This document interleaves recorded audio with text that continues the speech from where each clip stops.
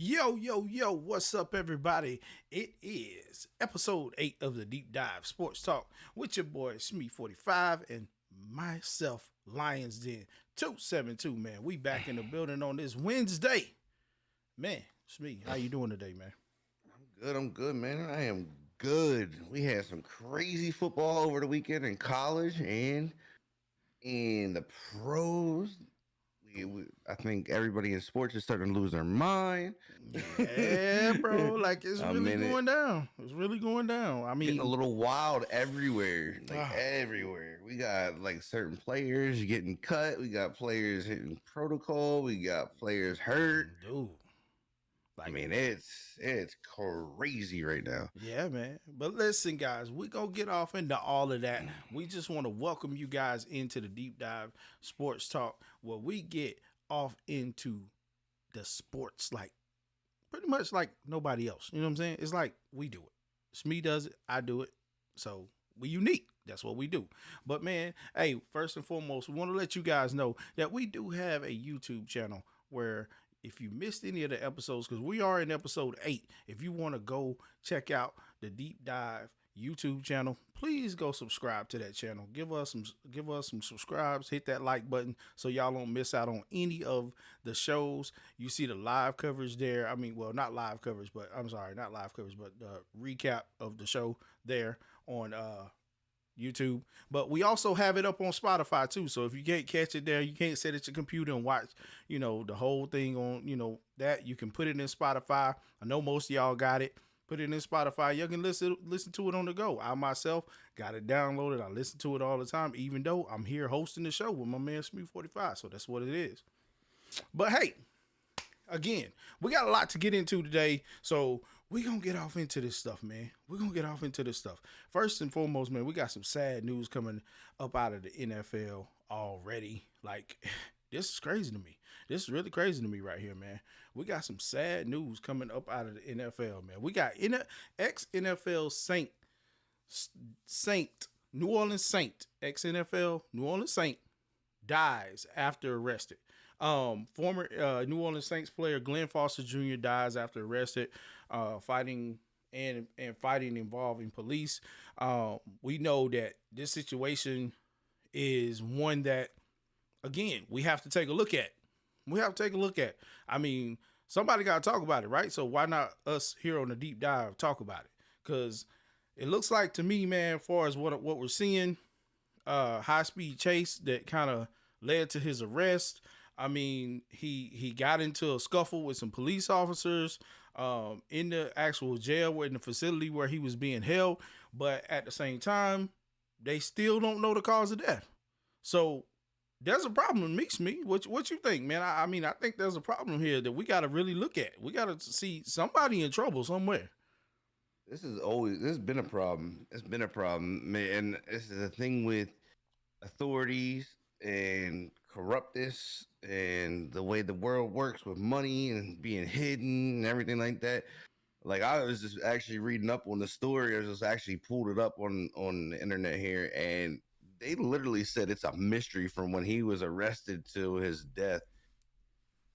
And I don't know how it's a mystery when you have all these cops that are around him. I mean, there ain't just like one or two of these things inside a jail. You know what I mean? Like usually if there's fighting, you're gonna have 7-8 people on top of you. I don't know. I mean, I've been there before, and I mean, I've seen fighting. I mean, I ain't been in the jail, but I've seen a lot of the shows, and I know, when they taking one dude down, I've been there, but it wasn't for nothing bad. Right? I've just been there. You sure it wasn't for nothing bad, man? I'm just It saying. was absolutely nothing bad. All right, bro. I got pulled. I had a fine, and I didn't pay it. And that's what I had to do. But I was in one of the bad, so so there's a whole story on this. So my dad, story time. He knew the guys. He knew all the COs. And so when he called him up and to teach me a lesson, he was like, "Yo, put him on the block with murders." They did that. Not gonna lie. Wait, hold up. Time out. Stop. Your pops asked that you was put on Look, The, I, I would. There wasn't nothing going down. Look, there wasn't nothing going to ever happen. wait. We gotta stop right here, dude. Hold on. Time out. Your pops asked them to Look. teach you a lesson by putting you on with Look. murders? It taught me a good lesson because when I came out that thing, I had 3 jobs. I was not at home. I was working at all times. Yeah, and I learned, hey, look, pay your shit. Don't go back. But I did get to experience them when fights went down, and they come in there heavy. So Wow. there's no way that these people do not know what happened to that man. Yeah. There's not a chance. And there's a million cameras in that thing. Like there's cameras all over the place. I mean, you can see every angle. There is maybe a slight chance in some jails that you can't see an angle of what's going on in that jail. So to me, this is super fishy to me, and this is just one of those things, man. Like they say that he wasn't in the right mental state and whatnot. Apparently, he got charged with a couple different things, and then he had a 3rd-degree robbery. But that's still, I mean, still doesn't warrant for somebody dying. And then they've turned the body over to get checked. I guess they're gonna try to figure out what cause of death is because they don't know what cause of death is. I think they know. Okay. I think they really know. They know what happened. What happened was they got out of control. One of them cops went nuts, lost his thing while he was fighting because he probably got cracked in the face, and then this dude's gonna lose his life because this guy can't control himself, and the other cops can't control him, and then they try to cover it up. Right, 100%. So, I mean, we do got to look at this, and I'm not saying that it's just bad in certain areas. I mean, maybe it is. This did take place in Alabama. I mean, we do know. I mean, Alabama doesn't get the good rep for having a lot of, stuff go on down there. You know what I'm saying? It's a lot of stuff that happen. Come into play. But at the end of the day, you know what I'm saying? No man should lose his life, man, even if he's mentally unstable or whatever. I mean, going into this, we got to look at it. I mean, we started to look at it at a whole different way because we got, a lot of stuff that's done happen. Again, going back to the George Floyd thing, we had that happen. Right. That was corrupt police officing right there that, led to a black man's death. So again, here we go. I mean, right here in the jail, cameras all around. Nobody knows how this man died. We know for sure that you took him in to the facility. Now, where the tapes? We need to see tapes. We need to see all of that stuff because again, mentally unstable or not, you get that man some help. But I mean, if you have that many people, you got that many, you got a ton of cops around him. Right. Ton of cops. Right. And there's no way you guys are physically trained to handle altercations. Physically, you're literally taught that. Right. And you can't control a guy. I'm sorry, but a guy, even don't matter how big the dude is. You got enough people on them, and some of them CEOs are pretty big, right? Pretty big dudes, right? And that's the thing is like, how do you? This right here is it like this is one of those things. I believe one of those things where he got the best of one of those cops. Mm-hmm. Mm-hmm. He got the best of one of them, and the dude couldn't control himself, and the cop just went off. I mean, he ended up killing this guy. He is ex-NFL, so I mean, he probably got a little beefcake on him. So at the end of the day, he was a defensive end, so he's definitely got some beef on him. So at the end of the day, we gotta know what's happening here. So I mean, I need for this to come out good for the Pickens County deputies and all the rest of those guys down there, man. I need for that to be good because at the end of the day, if it ain't, we looking at potentially starting up again. I mean, I know people tired of it, man. I'm a little tired of it too. I'm a little tired of seeing it. Not even gonna lie, man. I can sit here on this platform today and say that I'm really actually tired of seeing this happen. But again, it's a person who he did do something wrong. But in the end of the day, there's no reason for anybody to lose their life, man. So absolutely not. It's just it's crazy in that it's a mystery right now. Like we shouldn't be going to mystery format. We should be okay. We arrested him. He did this. This what happened, blah blah blah. Not trying to make somebody look good, not trying to keep somebody's job. Because again, I'm with you. If they did the crime inside, they need to do the time too. You know what I'm saying? They need to get right on in there and let somebody rough them up. Because 9 times out of 10, that's what's gonna happen with it being something like this, man. So, I mean, it's sad, man, that we are still dealing with this type of stuff today, man. Like, Yeah, I mean, man, especially with athletes, man. there's no reason. It's not even an athlete fact here. I mean, this is worldwide bullcrap. Like, I mean, like it's just they love there's just people that were raised a certain way and they love that altercation. They love to bring it out and they love to be in that frame. Right. And it's disgusting to me. I mean, there's no need for any of it. Like, I mean, we all bleed the same when you look at it. If you Right. cut one of us open, we're all bleeding red. They ain't like, yeah, I cut you open, you're bleeding purple or blue, and you cut me open, I'm a bleed. We might bleed a different shade of blood just because we got different blood types, but Right. you know what I Right. mean. Like it might be a little bit darker, but it's the same stuff, man. Like it's just to me, it's disgusting. I mean, like I wasn't raised that way, so I have a like Same. when this stuff happens, Same, man. bro. Like I get it boils me, and like those are the people. Like I just want to crack them upside their. I just want to crack them upside their head, bro. Like I just want to smack them. Yeah. Yeah. And it's like there's no need for it. And if this comes down to being something like that, which we don't know yet, but Mhm. if this comes down to being, it's sad. It's sad that anybody has to deal with that, and Right. or even if this is something that comes down to being that it's the cops losing their control, then why aren't these cops being evaluated in their Facts. mental state if they can't Facts. control themselves and put themselves like because that's what their job is. They know they're gonna face altercations.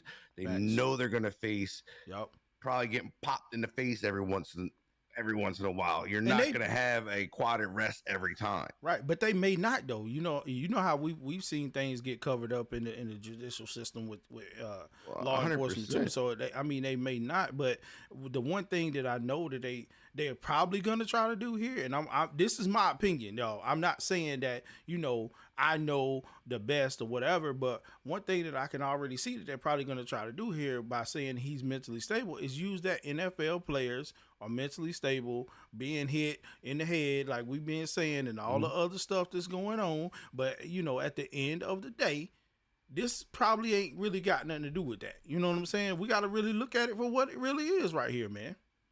I mean, like our question in the chat. I mean, you got to look at it. I mean, it's racism. Right. Right. I mean, when you look at it, like the question in the chat is why the cops give some people grace and not others. Racism. Yep. Yep. It exists. Like you can't hide from it. Like 100%. not everybody's that. You know what I mean? Not everybody's racist. Not all white people are. Not all black people are. Not it comes down and like it exists. There's no hiding it, and there's just some guys that put it out there. You know what I mean? There's people that put it out there right in front of their face, and Yeah.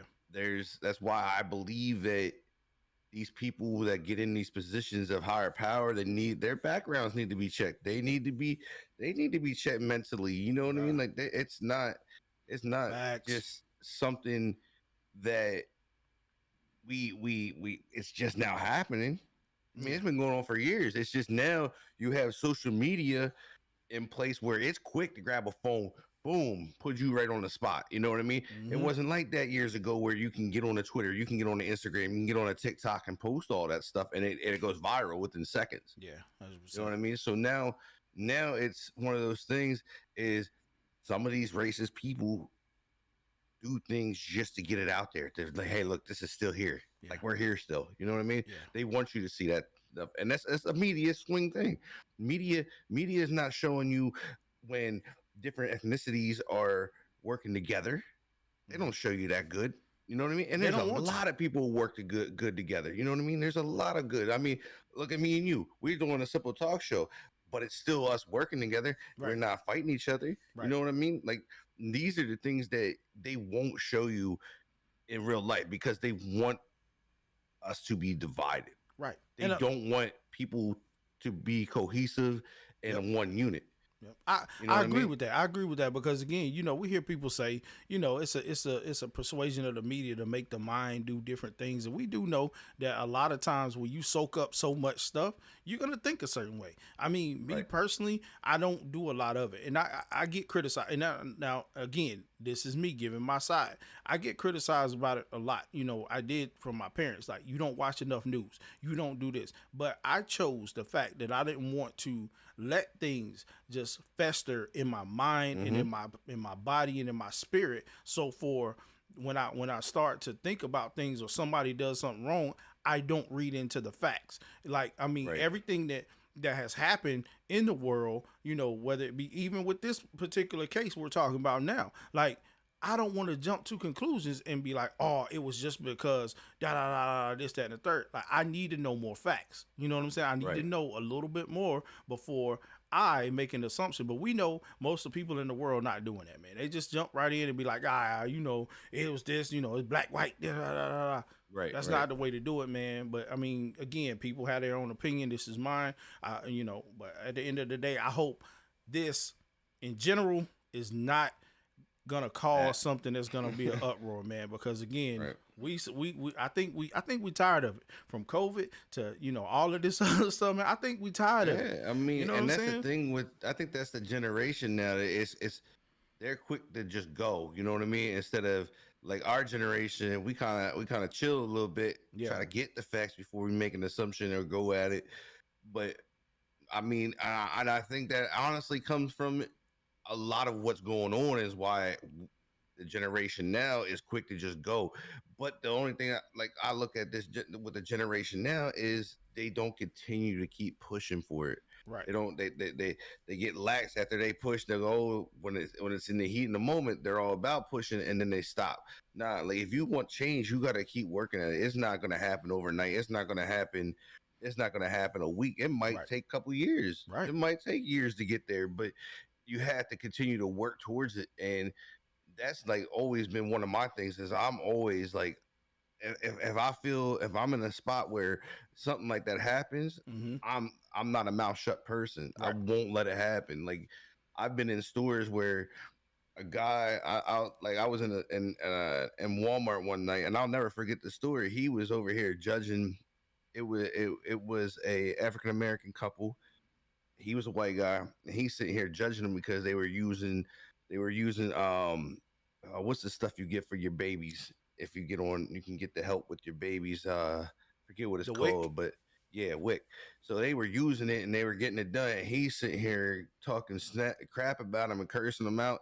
And I had enough of it. I turned around and I snapped on him. Like, I went off on this dude. I said, bro, if you were in that much of a hurry, you can get out the line. I said, they're trying to take care of their child. It doesn't matter how they pay for that 100%. stuff. I said, you don't know their situation. Yeah. You know what I mean? And He it's could all have been, different they forms of could have been working and things got bad. You don't know what their situation is. And it don't matter what the situation is. I said, all it matters is they're taking care of their child. I said, so take your white butt on and get out the line and let I them feel take you. care of that. I feel you.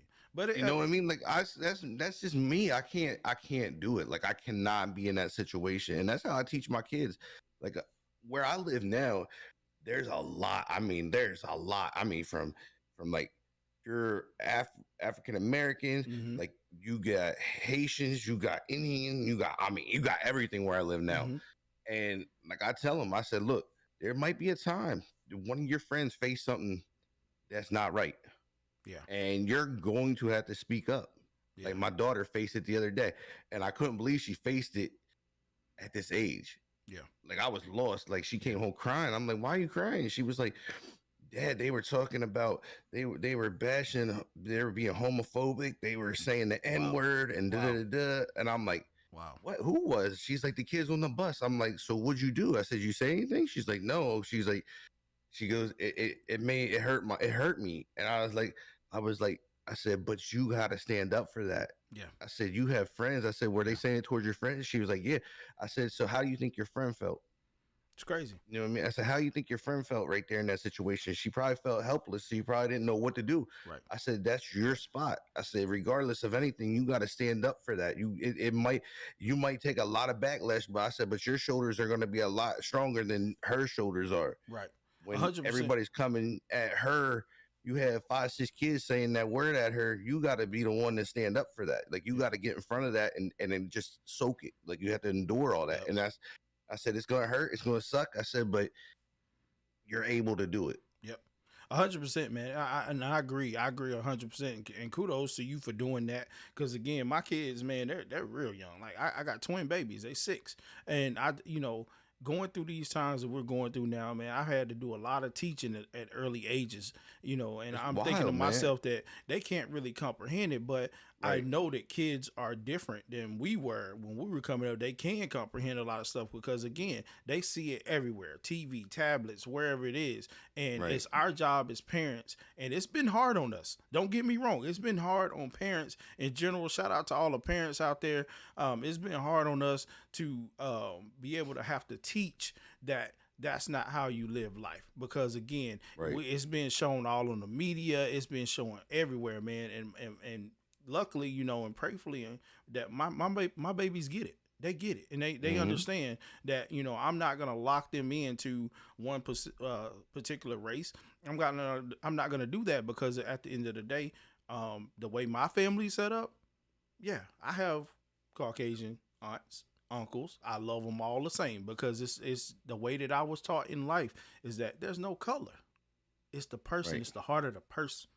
That's Yeah. what we go with. We go with the heart of the person again. So, man, I'm just hoping that this particular situation that happened to him does not, spill over into that particular thing. Because again, I know a lot of us are tired, man, tired of hearing and seeing this each and every day. Like we just want this whole COVID thing to be over with. We want to be able to get back outside, feel comfortable, move around. We don't want to have to deal with all the crazy stuff, which I know that's still gonna be there. It's still gonna be there, Right. but not at an all-time high like it is right now. So again, man, I'm just hoping, especially being down in Alabama, man, whew, that's tough.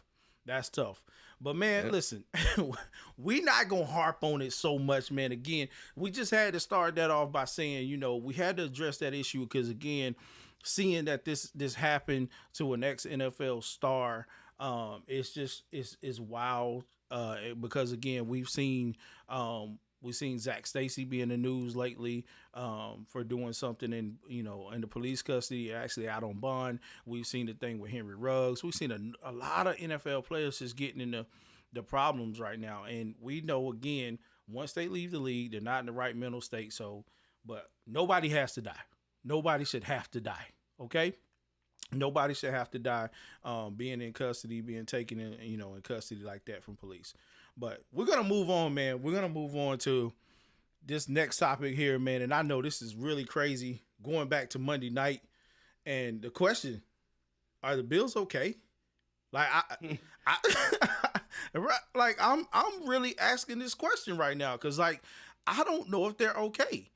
I mean, listen, starting out at the beginning of the year, man, like, I heard Raider talk, I heard Bills talk, I heard all of this.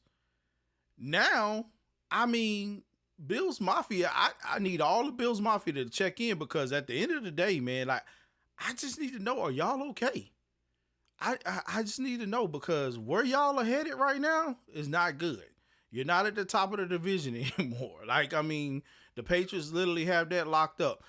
Granted, the game was in blistering was in blistering conditions. Like, you had like 30 miles per hour winds pushing across. I know at one point I looked and you could see the goalposts just swaying, going crazy, and I was like, dude, nobody's passing in this. But I don't know, man. I don't know. Josh Allen, like, what's going on?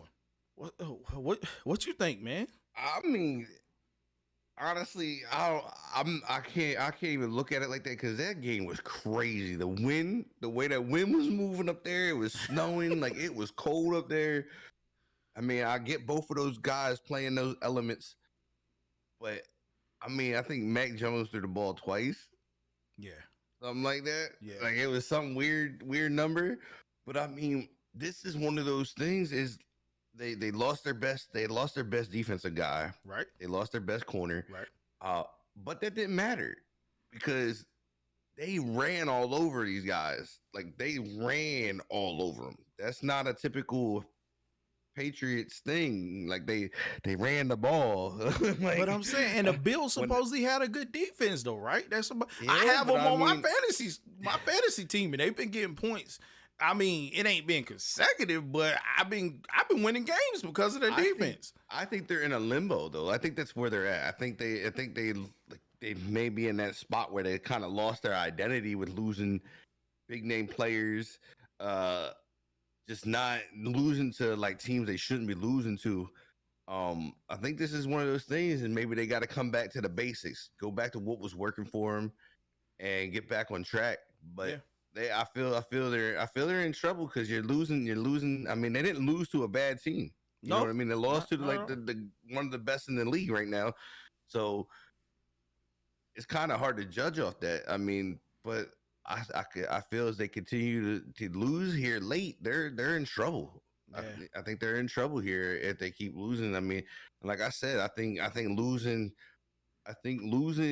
their top guy on defense is just huge. Like I think it's a mental thing right now. Right, is that they need somebody to lock in, come back, and just step up. Like, you know what I mean? Like this is where somebody's got to come off that bench and they've been playing and that just next step man up and right? make that play. Yeah. Like, I mean, look at Washington. When Washington had it, we had no safety, and then out of nowhere, here comes Cam Curl draft. I believe he was sixth round draft pick, just stud. Like that's what they need. They need somebody to want to come in and just play.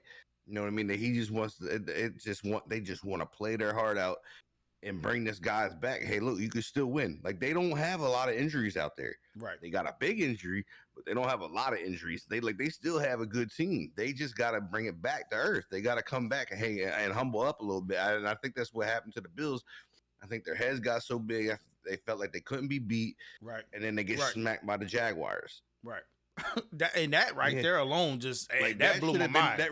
That should have been your humbling spot right there. When you lost to the Jaguars, that should have been your humbling spot. Like, yo, we just got beat by the Jags. I mean, they did come back, though, because a lot of people thought they were going to lose that game against New Orleans, and they came back and they won that. But you're looking at, they played New Orleans, which is a down team, They shouldn't be in those positions. They shouldn't be in this position. With the team that they have, they shouldn't be even anywhere close to that position. Right. They should be running those games. And that's what I've been talking about lately, is that these teams that are in these positions, because somebody, I think it might have been you, we talked about the Bucks. Mm-hmm. You talking about the Bucks. Mm-hmm. Like, in this situation, they're letting teams that shouldn't be sticking with them stick with them. Those are games. Those are games that you can't have when you're trying to be a playoff contender or a team that's going to go deep into the playoffs. Because if you're letting these teams stick around, what do you think one of these teams that are good going to do? They're going to come in and crack you in your face. That's true, but the Bucks do playoff football. Bucks do have a 93 record though, bro. Like they know really that, but they still good. The Falcons, they just let the Falcons stick with them. Yeah, I mean, come on, man. There's nothing down there. That's a divisional game. Like we gotta take it for what it really is, man. It's a divisional game. They want to win that game. It's still teams that shouldn't be sticking around. Like. And we're still Washington. Washington let teams stick around. I mean, they're not the greatest, but they're letting teams stick around too long. You know what I mean? Like, right. You up 21, bust them in their head. Just keep busting them. Like, don't let up. Just keep busting them. Like, don't even give them an opportunity to get back in the game. Yeah, I mean, that's true. That's true, man. But I mean, this Bills team, like right now, I mean, you lose to the Patriots, which is a good football team. Then they're on their way Sunday to Tampa Bay to take on the Bucks. Now, I mean, this is where they're gonna have to. They're right here is going to be the game. If they can't beat them, they're not a deep. If they even make the playoffs, they're not a deep playoff team. I mean, you're right, because I mean, what they got the Bucks left. They're gonna have to face them. They got to play the Panthers, and then they got to turn around and play the Patriots again. So I mean, we know the Bucks are gonna go deep unless they get crazily knocked off. Somebody gets lucky and knocks them off. Yeah. You know what I mean? Like they have a ridiculous team down there, and they're all healthy, I believe. Now I think everybody is pretty much coming back, pretty much healthy, and you can't ask a better time to be 100%. Right. towards the end of the season. You know what I mean? Like you're almost 100% full. I think their only question mark is really going to be like AB. I mean, I think that's the only question mark. Yeah, I think he's the only one out. He's the only one out still, right? Because of the I COVID think card. so. Yeah, that's Yep. and again, that's a whole nother discussion we already tapped into. But at the end of the day, man, this Bills team is not doing what we thought they would be doing at the beginning of the season.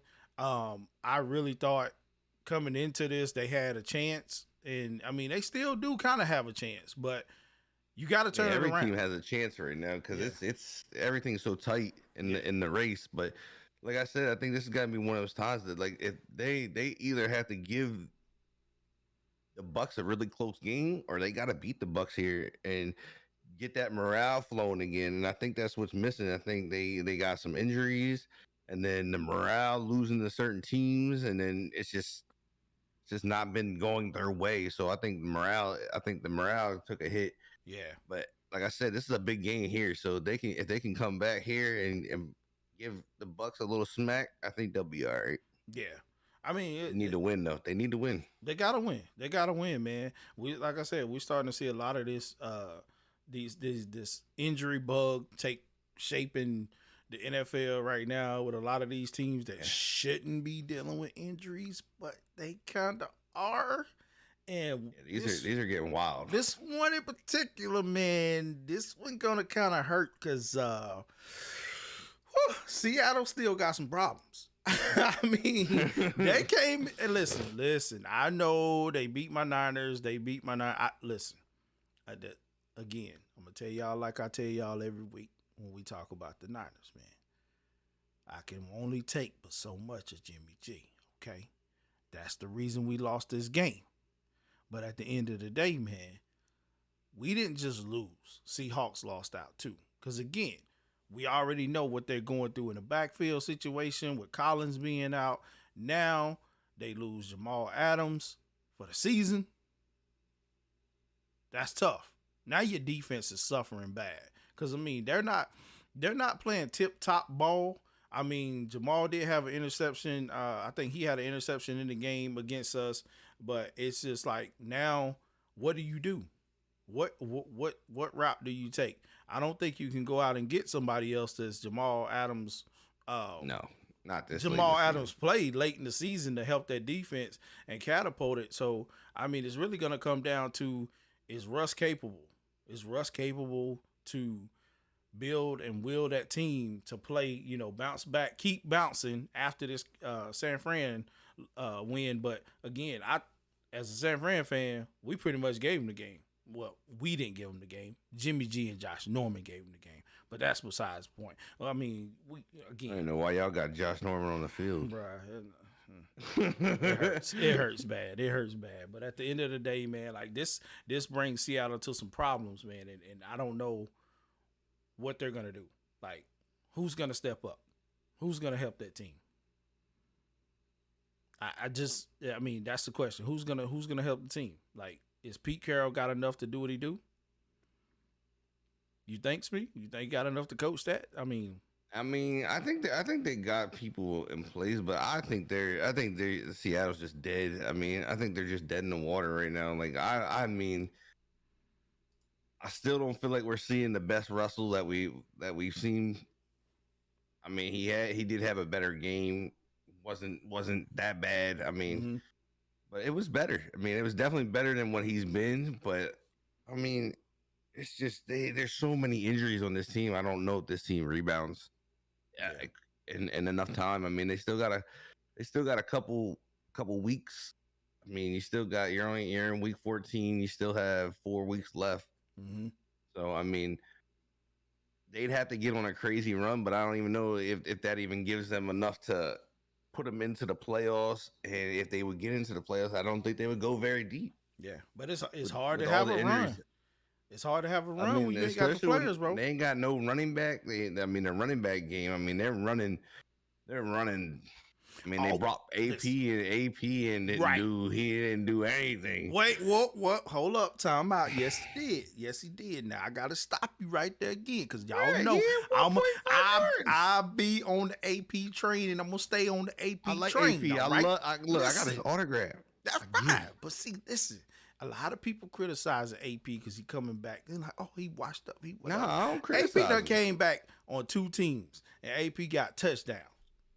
Like, come on, Yeah, man. but I mean, that's short yardage. I mean, that's what AP is That's what he supposed to do, do. though. That's what he do, though, But bro. but you're touching the ball 11 times and you got a 1.5 yards. I mean, You didn't do nothing. You scored a okay, touchdown. well, Yeah, let's thank look. you. Let's look at their. Appreciate you. Let's look at their other backs that hurt. Why? Because they don't have no They're line, all right? hurt. The only one that did. I want to know who Travis Homer is, though. Like, I want to know who that guy is. That dude had 3 carries, 80 yards, and 26.7 yards a carry for one tutty. I want to know who this guy is. Where'd they get him? Was he on the corner and they picked him up on the way in? He had a sign outside saying, "Give me a shot." Where'd this guy come from? I'm just saying, right now, man, they need anything. So I mean, they getting what they can get. You know, that's just crazy. I mean, like, this is to me, it's I don't like they're just so beat up, and it's not. I'm not throwing shade at the Seahawks. Like, I honestly not. It's just they're so beat up in the backfield, and I haven't seen a team so beat up in the backfield like this in a long time. Like, there's got to be somebody they can bring in that can give them that little spark. You know what I mean? Like, they got some speed, shifty. I mean, like, It's tough. I don't know, It's man. But I tough. mean, they did get DK going. They had Tyler Lockett going. So I mean, Yeah. they went in the right direction with things. They went in the right direction this game, and it's just there's a lot. There's a lot. I mean, you had fumbles that were lost, and I mean that hurts. That Right. hurts. I mean, fumbles being lost and stuff like that. I mean, this is one of those things they just gotta the Seattle's just gotta get cleaned up. They gotta get cleaned up. They gotta lock in. They gotta get focused. And I mean, I believe the focus isn't fully there. I mean, they might have got a little bit back this past game, but like losing Jamal is gonna be huge in that defense. I Yeah. mean, That's gonna be they're tough. not gonna be able to bring him. I don't think they have another safety that they can bring down in the box like Jamal comes down into Right. and whatnot. Like, Right. that takes a special player to be able to do. There's not a lot of safeties that can come down and play in that box spot because they're not big enough or they're not strong enough. Yeah. Most safeties aren't built to do that. Yeah, absolutely. I mean, granted, like, they finding ways to win. Like, they said in the chat, they said the 75-yard fake punt. I mean, they doing whatever they got to do to get wins right now. I I mean, mean, if it works, but I don't see fake punts and all of this trickery working down the stretch. Not when it comes to playoff football and stuff like No. that. So again, it's gonna be tough on them 100% because we know, like I said, Jamal Adams, he is a key piece to that defense. I got him on my MUT team and all the other stuff. I like the dude. I ain't gonna lie, being a 49er fan, I do like him, but it's gonna be a tale of the tape. They getting ready to go to Houston to take on the Texans. Texas 2-10. Now, if they go, and the Texans just released Zach Cunningham, so I mean, right, I they'll mean, be all right. yeah, they be all right. But if they lose this game, man, you They could lose just this say game, man. it's You done. just chalk it, and done, just take bro. your L's the rest of the season, Like- and you get that good draft pick. Push on out, bro, because like it's a wrap for that. You know what I'm saying? And I mean, we already know, the Cardinals are taking the division. Looks like right now, anyway. So, well, I mean, God, I just don't know, man. I don't know, but it ain't just him. It ain't just him that's hurting. But I think this hurt player right here coming up right here, man. This does some good. And this is your boys, man. Fitz Magic is done for the season. But we've been talking about this, man. We've been talking about this big time, and I They like. should have did this a long time ago. I'm just saying, is this Tyler Heineke's chance to This is Tyler. This is Tyler. This isn't even a conversation. This is Tyler Heineke's team right now. So, Like, but I'm there's saying, no do you doubt, do you let Fitz Magic go and you keep him? It's magic. If either you keep Heineke 100%. 100%. You can't let Heineke go. Heineke's proven that he can start. He's proven that he can play. He's proven that he can win. Proven that he can throw touchdowns. Does he have a little bit of learning to do and stop making dumb mistakes down in tight position? absolutely. But Vince is done. Like if Vince comes back, he comes back as a backup, unless he goes somewhere that's desperate for a starter. Yeah. That's how I see this. I think this has got to be. I think he's got to think about himself here. I mean, he's made his money. He's good. He ain't gonna be broke unless he done some dumb stuff. But he's done. Like he's a backup, or he's just done. He's either retiring or he's gonna back up. This is like his He fourth won't team, start right? for Washington. Oh man, I Fourth don't or even fifth? remember. It might even be four. It might even be more. Jeez, man. Yeah, it's time to hang it up then, Fitz. Like you gotta go, It bro. might be. It might actually be more. I am not even on that one yet. I don't know. He might be complete. It might be way more than that. Oh man, just listen. It's crazy. It's just crazy, man. Because I know a lot of people they buy into Fitzpatrick. Like they think the Sunrise is center Fitzpatrick. I believe he's like, when it comes down to it, like he's a great leader. Like he's good to have in your organization as a leader wise. Yeah. I mean, he does do that very well. So I mean, it's one of those things. Is like you look at him. You have to look at him as, I could look at him as a backup. Like I wouldn't mind having him as a backup. Like I said, he's not the guy. Like Just say it, man. You like you riding the Heineke train, man. Just say it, bro. I'm not riding. I like what Heineke represents, and like I hope that they keep the kid around because the kid just makes plays, and that's the type of player I like. I'm one of those guys that he's just. It don't matter what time it is. It's time to go play football. When they say, "Hey, let's go cross the line real quick," and he's like, "Oh, let's go." Like he's riding with you. Like you're going. That's the guy you want on your team. Like that dude is going in the fight with you. He's not shying away from it. He is going into the thick of it. It don't matter how thick it is. He's jumping in there with you. I mean, that's don't the type get me of wrong. player, man. I like what he brings to the team, man. So let's see. Fitzmagic 1, 2, 3, 4, 5, 6, 7. No shot, 8, bro. 9 teams, bro. No shot. 9 teams, man. Yeah, he's been in the league since 2005. He started out with the Rams. It's time to go. Moved to the Bengals, moved to Buffalo, moved to Tennessee, the Texans, the Jets, Tampa Bay, and the Dolphins, and now Washington. And they've been all due to injuries, right? I mean, I'm pretty sure. I think it went to him being not a consistent quarterback. Jeez, man. That's terrible. That's terrible. Again, Fitz being done, I think he needs to check it now and just be like, you know what? I'm gonna throw my cards on the table. I'm gonna get out of here gracefully. I'm done with football. I'm done. Let me go be like some of these other ones, like Phillip Rivers and all the rest of these guys. I'm gonna give me a high school coaching job. You know what I'm saying? That's what they've been doing. So hey, ain't nothing wrong with it, man. You get paid with high school coaches. It ain't gonna be NFL salary, but you get paid, and you know what I'm saying. You get to share your experiences with the youth and help them go to the next level. So I mean, at this point, yeah, Fitz, hang it up because Heineke's. I mean, he truly has taken over the team. And I mean, we seeing great stuff happen. Like I said, if anything comes out of him coming back, he comes back as a backup. He doesn't come back as a starter. Yeah, 100%. But we all know, like saying that we all know it's too much of a pay cut for him to take that too again. But again, I think I mean he's made this dude. Realize it or not, the dude's made millions of dollars. I mean, millions. He's had pretty decent contracts everywhere he's went. And the injury that he has, from what I've been reading into, is not that easy to come back from. Right. I mean, we're seeing it now. Struggling. He couldn't even get back. Yeah, it's the hip. I forget what it's something to do. From what I understand, there's a ball, like the ball goes into like this little groove of the hip.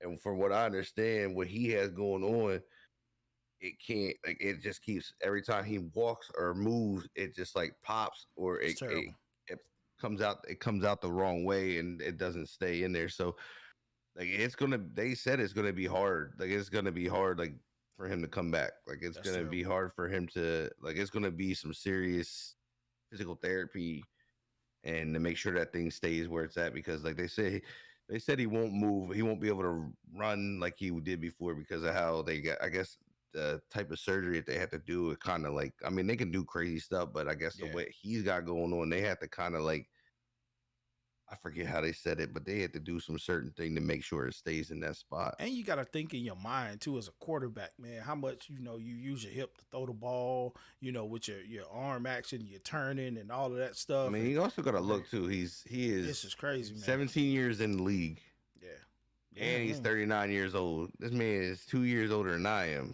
Yeah. I mean, Like if you can if you can sometimes. get a clipboard job, I mean, hey, let me get the clipboard, bro. I mean, if that's what you want to do and get paid, that's fine. But I mean, my thing is always like a lot of these guys, you got to think about your health here and like what you. I don't know if Yes. he has kids or not, but I mean, me like ain't nobody worth me not being able to walk and run around Facts, with my bro. kids, bro. Like, I mean, Facts. that's the thing to me. That's how I think about it.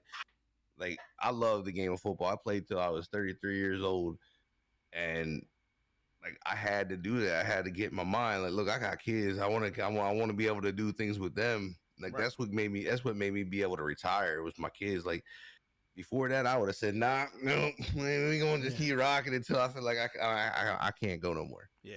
But that's where you come in, and when you start out this game, you start investing money in other places because you never know the given day and time. You know what I'm saying? Right. Like, I mean, I understand that completely, man. I'm about to be 41 years old. What, I next week? speak on that a So, lot with these guys. Like you see a lot of yeah, these guys going bankrupt in the NFL. I'm bro, like, bro, what? how you go bankrupt with millions of dollars, bro? Like, are you dumb? You gotta Like think, not paying man. their taxes and stuff like that. Like Yeah. it's dumb stuff that takes their money from them. And I'm like, put that stuff somewhere. Like invest into like a go get yourself a pizza chain or something. You know what I Yeah. mean? Like that's guaranteed money. Pizza ain't going nowhere. Everybody like pizza. 100%. But Like a back, some but type a of money. But a sport like football, man, a high contact and all of that stuff, you never know the day or the time, That's what man. I'm So you gotta be saying. like, hey, bro. But you get a paycheck. You take that first paycheck and invest it. Right, man. Right. I'm Like, with you. I'm with you 110% on that again. Like I said, I'm about to turn 41 here in the next week, bro. And when you start getting up there in age, whoa, taking all that beating, I don't mhm. care if you are 20 and 30 right now. But when you get to that age, man, listen, when you wake up in the morning, you start having problems. You like, bro, listen, I didn't think that my bones could hurt like this, man. And I've been telling you, bro. Like I told you the other day, we talked, I was like, yo, I'm walking, bro. Like, wait a minute. Why is my heel hurting? Like my heel wasn't just hurting the other day.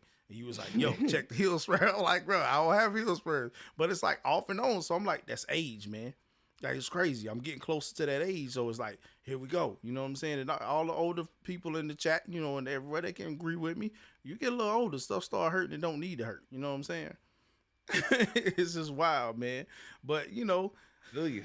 it's tough, man. You really gotta take care of yourself, man. Because like I said, you never know the day or time, and like especially with what's going on now out here, man. We got a lot of stuff that's happening, and even we still in this whole COVID thing. So we're seeing that start to take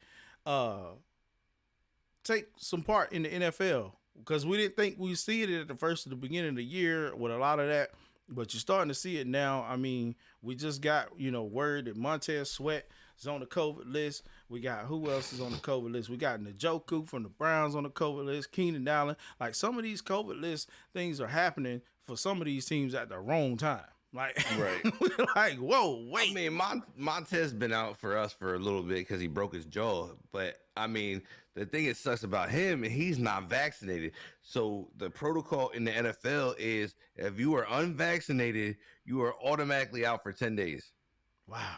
if you get COVID. Wow. See, and that's what I'm saying. And that's what he has now. But you don't. But we've been talking about this, man. You don't want to ruin Right. the risk of an outbreak happening too, man. And that's the crazy part. And I think I read somewhere that we still got to question whether Green Bay is dealing with, because I think Jordan Love is now out with COVID protocol as well. So I like, dude. You missing money, you missing time. Like this stuff on the field, it's starting to hurt But some I of these get it teams. because Man. I'm not vaccinated myself. Yeah, And okay. it's one of those things is I think the way I look at it, and this is just my look. So I mean, people probably gonna get their panties in a bunch, but I look at it I like mean, it's this. your Look, choice. It's your I don't choice. have enough. I don't have enough information. 100%. I don't have enough information on what's in that thing. And to me, it's kind of weird because like we've been researching. This is just my mind, but we've been researching cancer for mad long and still don't got nothing. It took us a year to find a cure for this. Like that in my mind, or that sticks in my mind nonstop. Like I'm like, bro, like we've been searching for cancer stuff for mad long, right? And we ain't got nothing for that. But this thing just popped up. We didn't know nothing about it, but we sure found something to stick in our bodies. Like, yeah, Yeah, bro, that yeah. don't float with me. That don't float with me. I need information. I need things in front of me to be able to like look at, read, understand more. You know what I mean? And there's Yeah. just not enough out of it. And then they're like, oh well, we got a new strand of this thing coming now. Like, stop. He's like, stop, bro. Like, stop. Get out of my face Like, with come this. on, bro.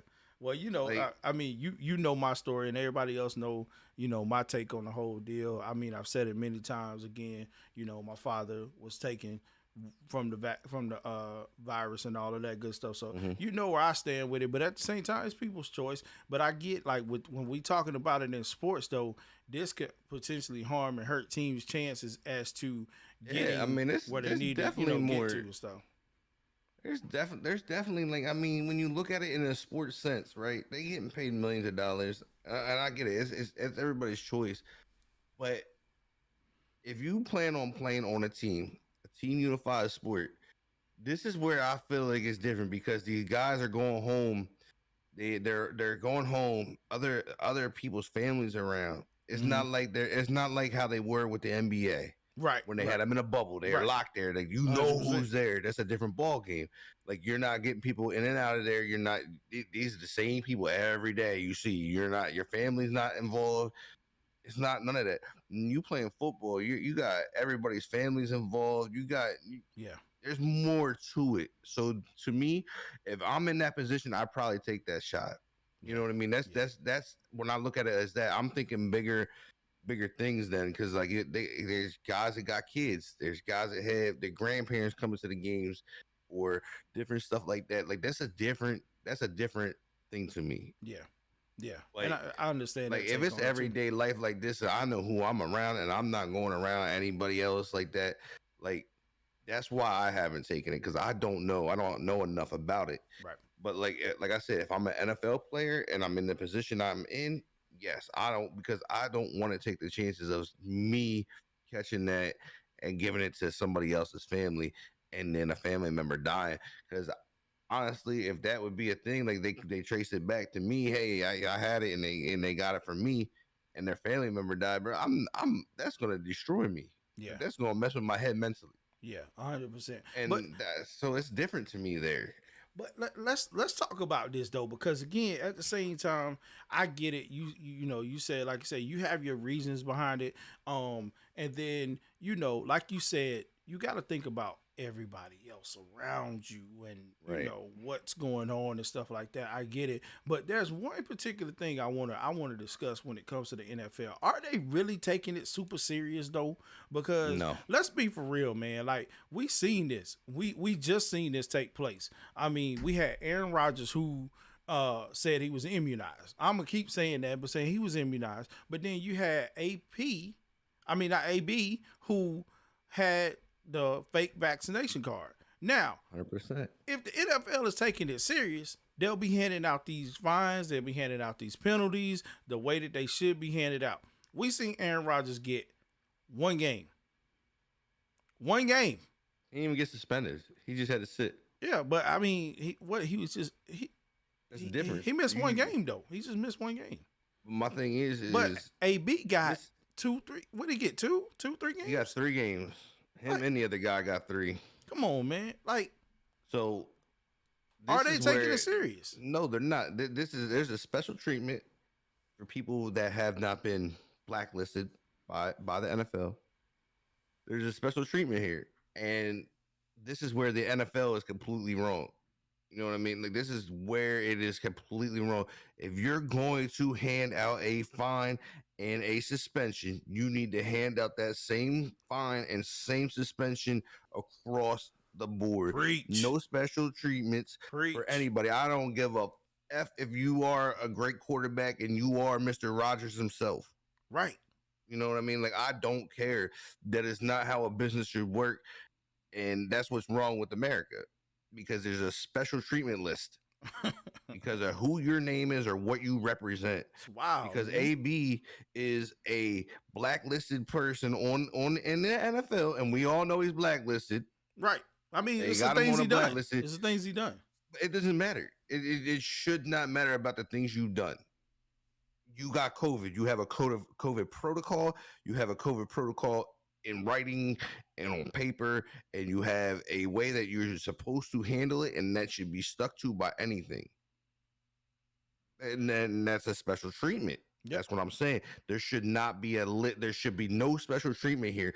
If you are going to do it, you do it the way it is stated, and you keep it that way across the board. It Right. don't matter who it is. Right. And that's where the NFL messes up, because it's about money. Who is going to put money in the NFL's pockets to keep them moving and keep things entertainment? And they know if Aaron Rodgers is out of the game, that he's not going to win for Green Bay, and that's not going to give Tom Brady somebody to face possibly in the playoffs.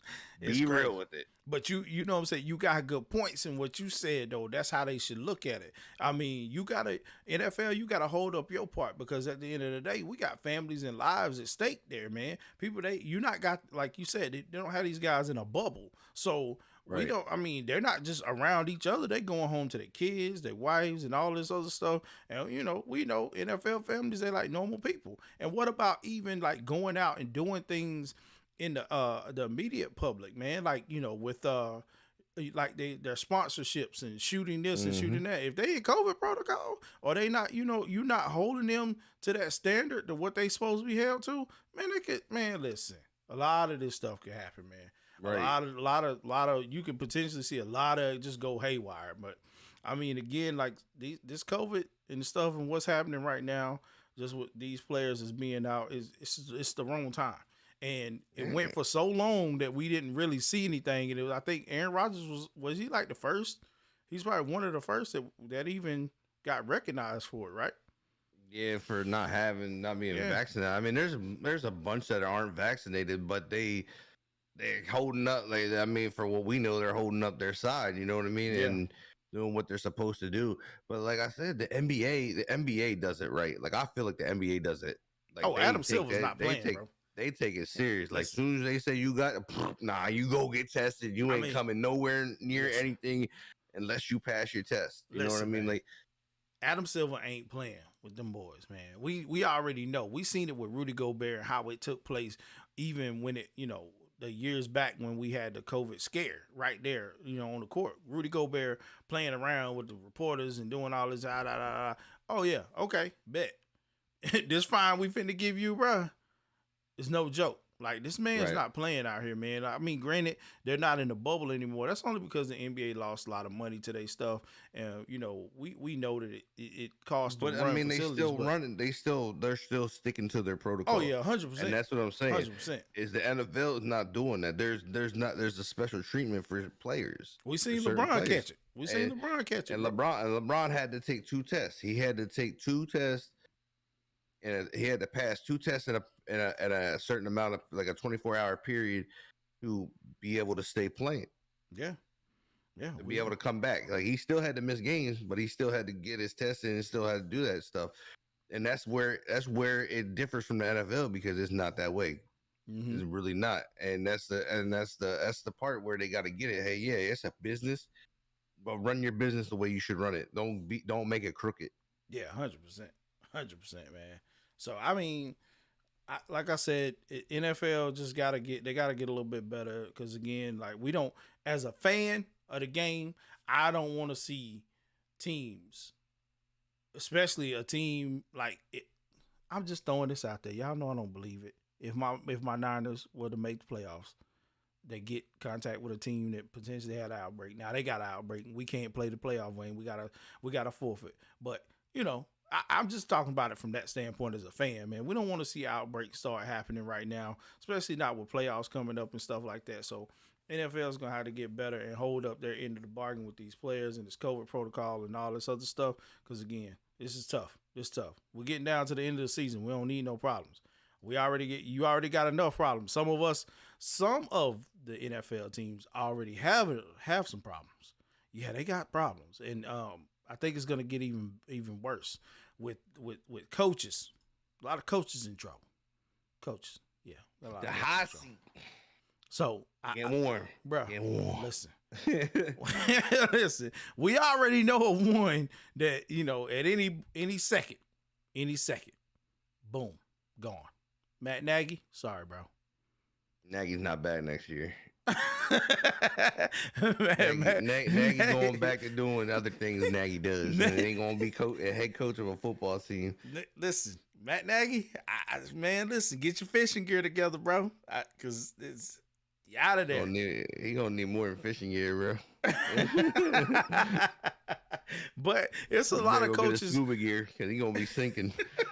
It's a lot of coaches on the hot seat. I feel like, man, with the way that the teams are going. I mean, we can throw Pete Carroll in that mix. He's on the hot seat. I mean, I don't know that Pete is though. I don't know if I agree with Pete. Come on, I think they get rid of Russell before they get rid of Pete. I mean, we already know Russ won't out. Like, that's the way. Look at the way he's playing, but Pete Carroll and the way he's frustrated with how the team is playing and stuff, and we've known Pete Carroll to actually put some stuff together to make it happen. I mean, but he's on that list, bro. You got to put him on the list. The real one I wonder is I want to know if the Jags stick with Urban Meyer. Listen, man, I say this every single time. Are they going to y'all leave a man alone? He out there living his best life.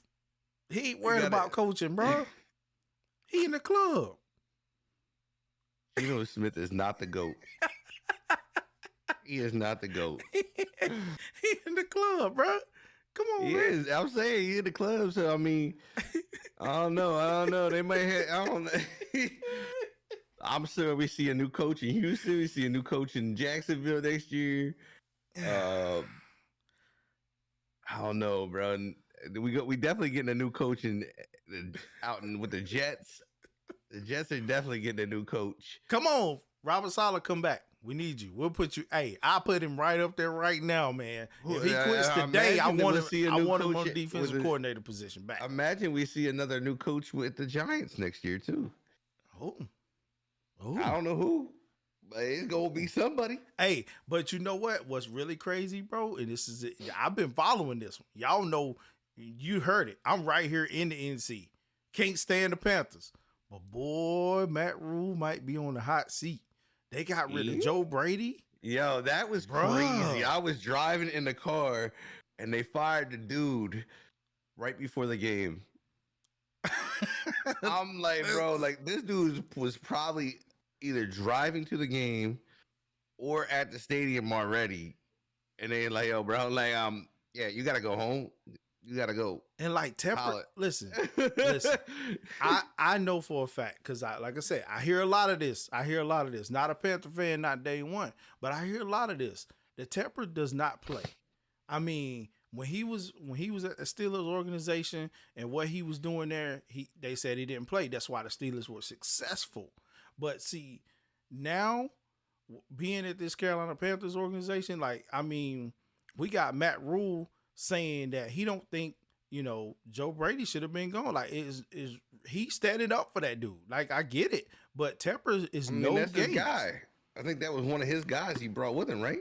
Yeah, I mean, but at the end of the day, Tepper's not playing, bro. Like, he's trying to build something here in Carolina, which I still don't think he's ever my type of guy. Because don't nobody want to play out here. They're my type of guy, bro. I like the non-BS people, bro. Matt Rule's on the hot seat, man. I really believe he's on the hot seat. Like, I don't know, and it's crazy because you got to really look at players. You got to look at some of the players that's being brought in.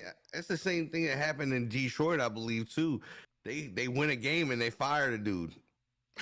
They fired the one coach out in Detroit after they won a game. I'm like, what? I'm like, y'all win the game and dude gets fired. Like, how do you get fired in a win? Like, right. Like, I'm honest. Like, I believe they fired their coach. They fired one of their coaches. I can't remember which one it was, but they fired him. I mean, I'm like, Man, you got fired on your win. That's almost worse than getting fired on your day off.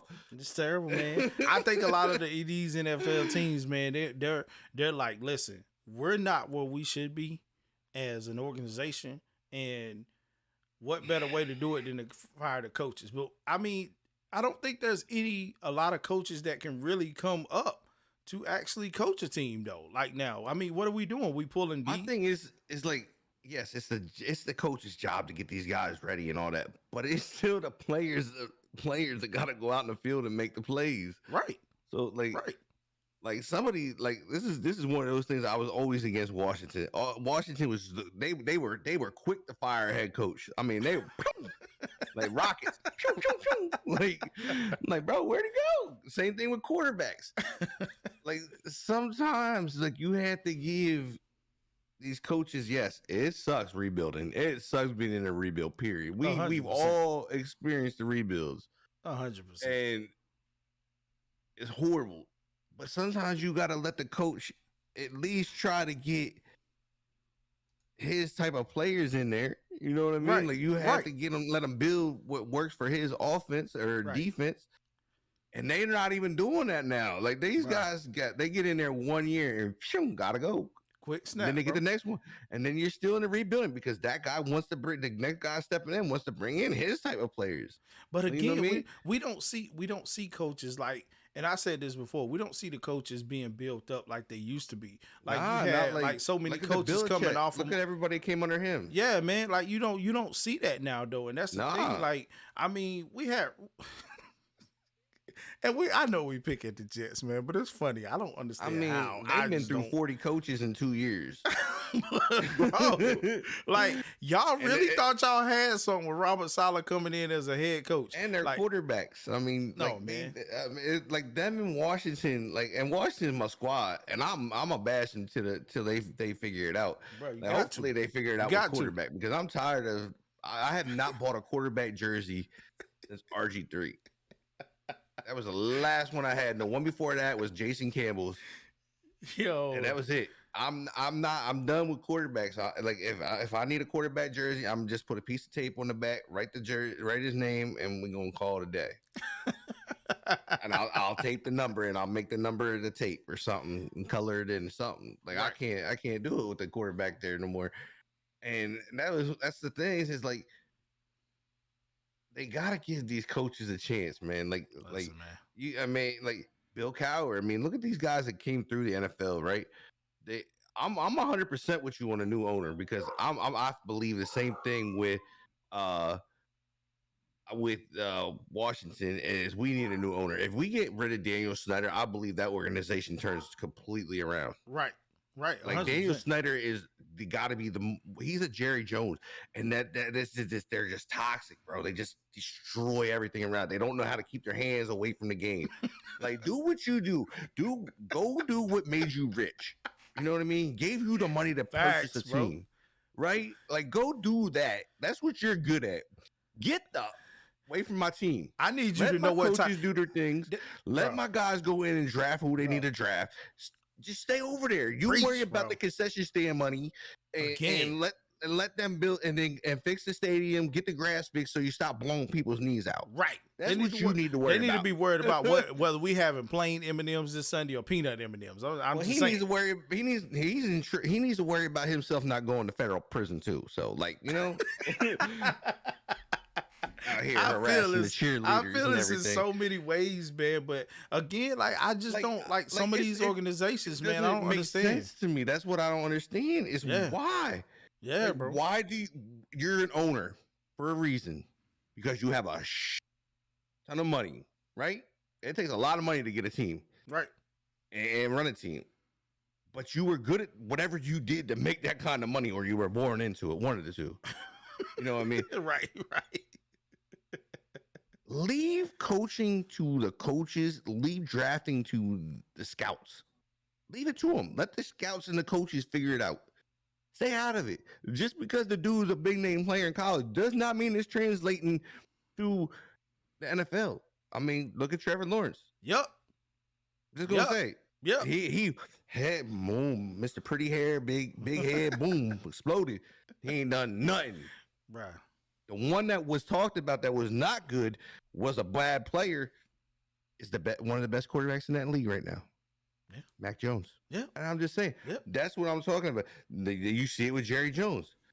Jerry Jones does the same stuff. You see it with the Jets. The Jets owners always involved in the dumbness. Bro, listen. Get away from the team. If anything, out of this whole thing, I think when it comes to NFL coaches in trouble, people need to go back.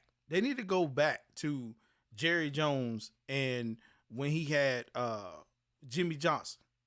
Like, let's be real, man. Like, you had your organization set up to win crazy amount of chips, man. Right, like, they probably could be on the top right now. But you want to go down there and you want to mess and do this and do that. And he was like, you know what? Fine, I'm out.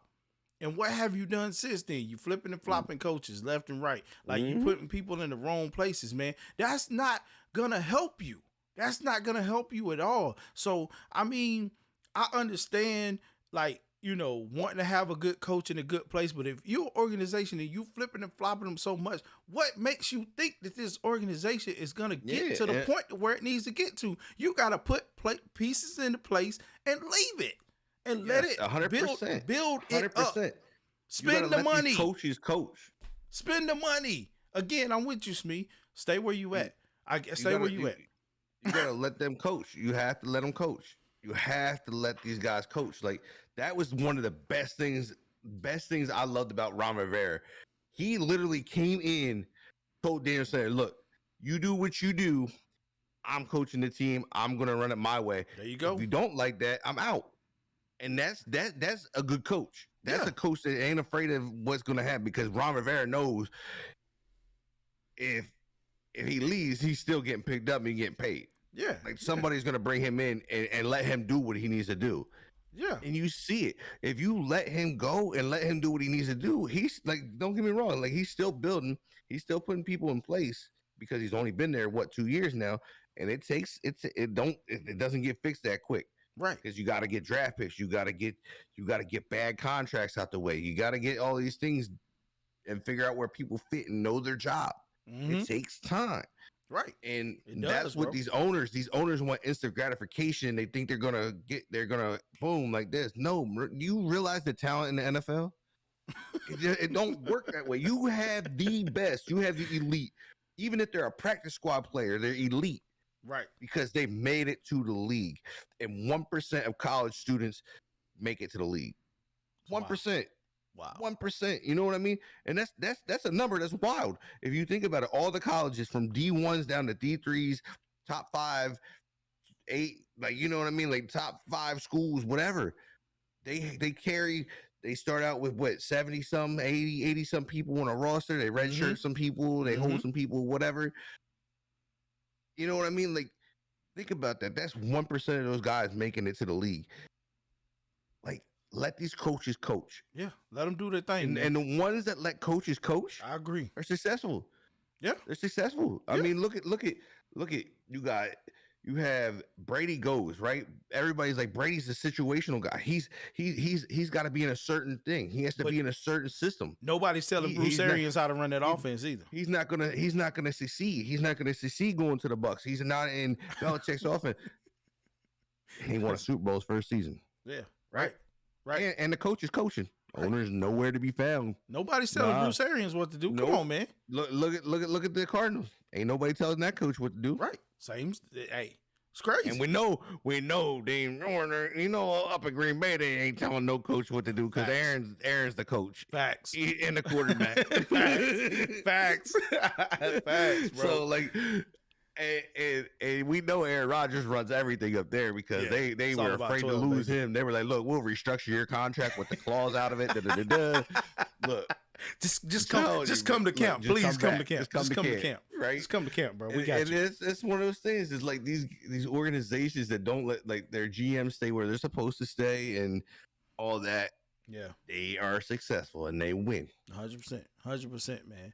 So your coaches coach. It's just like I said, these coaches being in trouble, man. It's tough out here. It's very tough to see, and like, again, I don't know, man. No, I'm Teams with you, just Lee. not playing. I'm with you, Lee. 100% with you, Lee. Like Jerry Jones, and Daniel Snyder, I believe their cousins are somewhere related because they act the same way and do the same stuff. 100%, bro. Like 100%. it's like you got Jerry Jones Jr., Jerry Jones Sr., and then you got Daniel Snyder Jr., and they're just mixed together, and they it's just This is just terrible. I can't stand it. I But hate it. but the coming up tomorrow though. Coming up tomorrow, we got two coaches that we know for sure may be on the hot seat, and it's questionable. But we got the matchup between the Steelers and the Vikings. You say no way. You're Bruh. saying Mike Tomlin's on the hot seat? I mean, No Mike shot. Zimmerman is 100%. Mike Zimmerman, maybe not Mike Tomlinson. No way, Listen, man. If bro. I don't he's know. Aaron I'm gonna have to. Rodgers of the Steelers. Get out of here. I'm gonna have to go with it though, bro. I mean, that's been a numerous amount of eyes on Mike Thomas. I'm putting this out there right now. If that man gets fired, I will give you $50. Oh, I'm okay, giving you okay. $50. No way. No shot. No shot, bro. I mean, let's be real, man. Look, They question when they lose, when they lose, bro. When they lose, they don't only question being though. You got to look at it, It's man. Ben's You fault. Everything's Ben's fault right now. You know Get outta here. they question the Tomlin too, man. The man ain't they like because I guess it's his facial expressions, man. Like he just be like, okay, well, you know, all right, whatever, you know. Man, I he's got a what I realist. got. He's like, yeah, we fucking suck. Like, we suck, bro. Like, we played horrible that game. Like, he gives it to you real. Yeah. Like, some people don't. They you know, the NFL wants you to sugarcoat things. They be like, nah, man. Like, yeah, it was my fault. You know, they want the coaches to take fault. He was like, nah, man. We just like he just gives it to you, and that's what I love about him. If Mike Tomlin would come alive, bro, I'd be like, look, yo, Washington, go pick him up. We'll figure out what to do with them.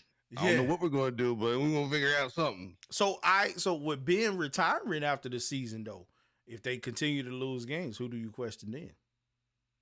I mean, you got to question the team. All right, there we go. But the team right now, man, You got to put the team together. I mean, Ben, like, I mean, look, they don't have nobody to go to. Like, they really don't. Like, who's their backup? Like, what, you gonna go to Mason? No. You going to Haskins? No. I believe Haskins should have done had a shot by now, bro. I mean, 100% he should have had a shot. I would have definitely gave him a shot over Mason. 100% he would have got a shot somewhere along the line. So, but I mean, let's look at it tonight, man. I mean, not tonight, but tomorrow night, they're going up against the Vikings, who are 5-7, man. They're 6-5, 6-5-1. Excuse me, 6-5-1. You know, I mean, they going up against the Vikings, who let the Detroit Lions win one game of the season. It's a division game.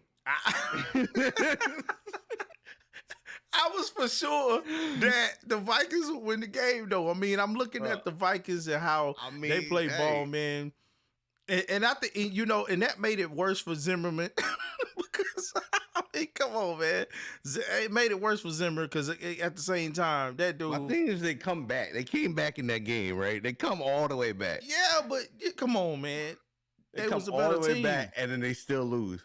That's the better team, bro. Are they? Well, apparently they weren't, but I mean, let's be I questioned real. Mark Minnesota all year. Honestly, I questioned them all year because they were up and down for me. They'd had these good games, but that's Kirk Cousins. Okay, Kirk Cousins, an up and down quarterback. He should go out and win every day, guy. He'll have a good game, he'll have a bad game. Yeah, He'll string two together, and then he'll string a couple losses together. But watch they come back and they win this game on tomorrow night. That's what's gonna be crazy. Nah, the Steelers win this game. You think Steelers gonna win this game? You take the Steelers off top? Yep. You take Steelers off top. Okay, I mean, I take the Steelers off top because now they got that thing around Ben. You know, they're gonna be like, let's win it for Ben. Come on, let's win it for Ben. You know, I mean, they got that little morale boost because Ben's like, oh yeah, I'm out, bro. They do right now. They got Adam Thielen is doubtful. Because I was actually surprised how they won that game last week. I was very surprised on how they won the game. Yeah, and I didn't think they would put up that many points, honestly, because I haven't seen them put up points like that in quite a few weeks, I believe. Yeah, and to see them come out and play as hard as they did, it's a division game. But it's the Ravens. I was not expecting the Ravens to lose that game. I mean, even though I wasn't expecting to put up 20. I mean, I wouldn't. I Either. wasn't. I was not. I mean, the way they've been playing, I mean, they've barely been getting 10 on the board. It seems like to me. Yeah. But to see them, to see Johnson come back, Johnson looked good again. Ben looked like he was throwing the ball a little bit better. And you know what I mean? Like seeing Johnson made plays, man. Johnson was just seemed to be everywhere. He caught the ball a lot. I don't even remember how many catches he had, but he had a lot of catches. So, and I mean, you got to see a little bit of Najee getting a little burn. You know what I mean? They fed him, and they were playing. They played Steelers football. I mean, yeah, they did. They did. I mean, I agree 100%. But you know, I don't know. Like with this particular game, it's gonna be definitely something to watch because again, the Steelers are fighting for what they got. But we know again that losing to Detroit with the Vikings, that hurts. They're gonna be hungry to win, man. So. I mean, with this one, I think I'm gonna roll with the Vikings win it, man. I think I'm gonna roll with the Vikings and win this one, man. Hold on, this is a Thursday night game. Nah, this is a loss for the Vikings. Kirk can't play on nationally televised games. Oh man, you ain't gonna do him like that. You ain't gonna do Kirk I'm like that, man. absolutely doing him like that, bro. Oh, Kirk Cousins, when he was with Washington, lost these things like it was his job to lose them. Oh man, you gonna do him like that, bro? That's look. Kurt is a great in-season quarterback, like right. But when it's time to shine, bro, that guy is not a shiner. But let's be real though, not the guy to shine. With the win, if the Vikings can get this win though, they could potentially move up. They're not winning spots, man, and they can they can get a wild card spot, bro. So they gotta just keep winning right now. Nah, they're not gonna win. They're not gonna win. All right, not gonna win. I'm a sidecast it. I'm a sidecast it just to watch them lose. Okay, I bet. So I mean, at the end of the day, man, this is gonna be. I mean, their last meeting was in 2017, and they got whopped by the Steelers. But I mean, it's not 2017 anymore. But like I said, Kurt just doesn't seem. This is one of the things that Kurt just. I think he just got his first win on a Monday night this year. Jeez. As I'm telling you, he does not. He is not the guy in these nationally televised games, man. He's just not the guy. All right. Well, I mean, it doesn't look like they only had the only key questionable injury they got is Joe Hayden, for the season. Is Dalvin Cook coming back? Cook's questionable. He's questionable. Yeah, he was hurt. He was hurt. So I don't know. That could be a deciding factor because we know they gotta have that run game. So yeah, I don't know, man. We'll see. I just hope for Minnesota's sake they can actually do something because again they can slide up in the wild card spot and be in there, but it is what it is. But guys, listen, we're gonna take a quick break. Real quick, and we'll be right back, and we're gonna dive off into some college football, college basketball, and NBA talks. You don't want to miss this, man, because I've been itching to talk about this. I've been itching to talk about this college football, and man, woo-wee, it's tough out here right now.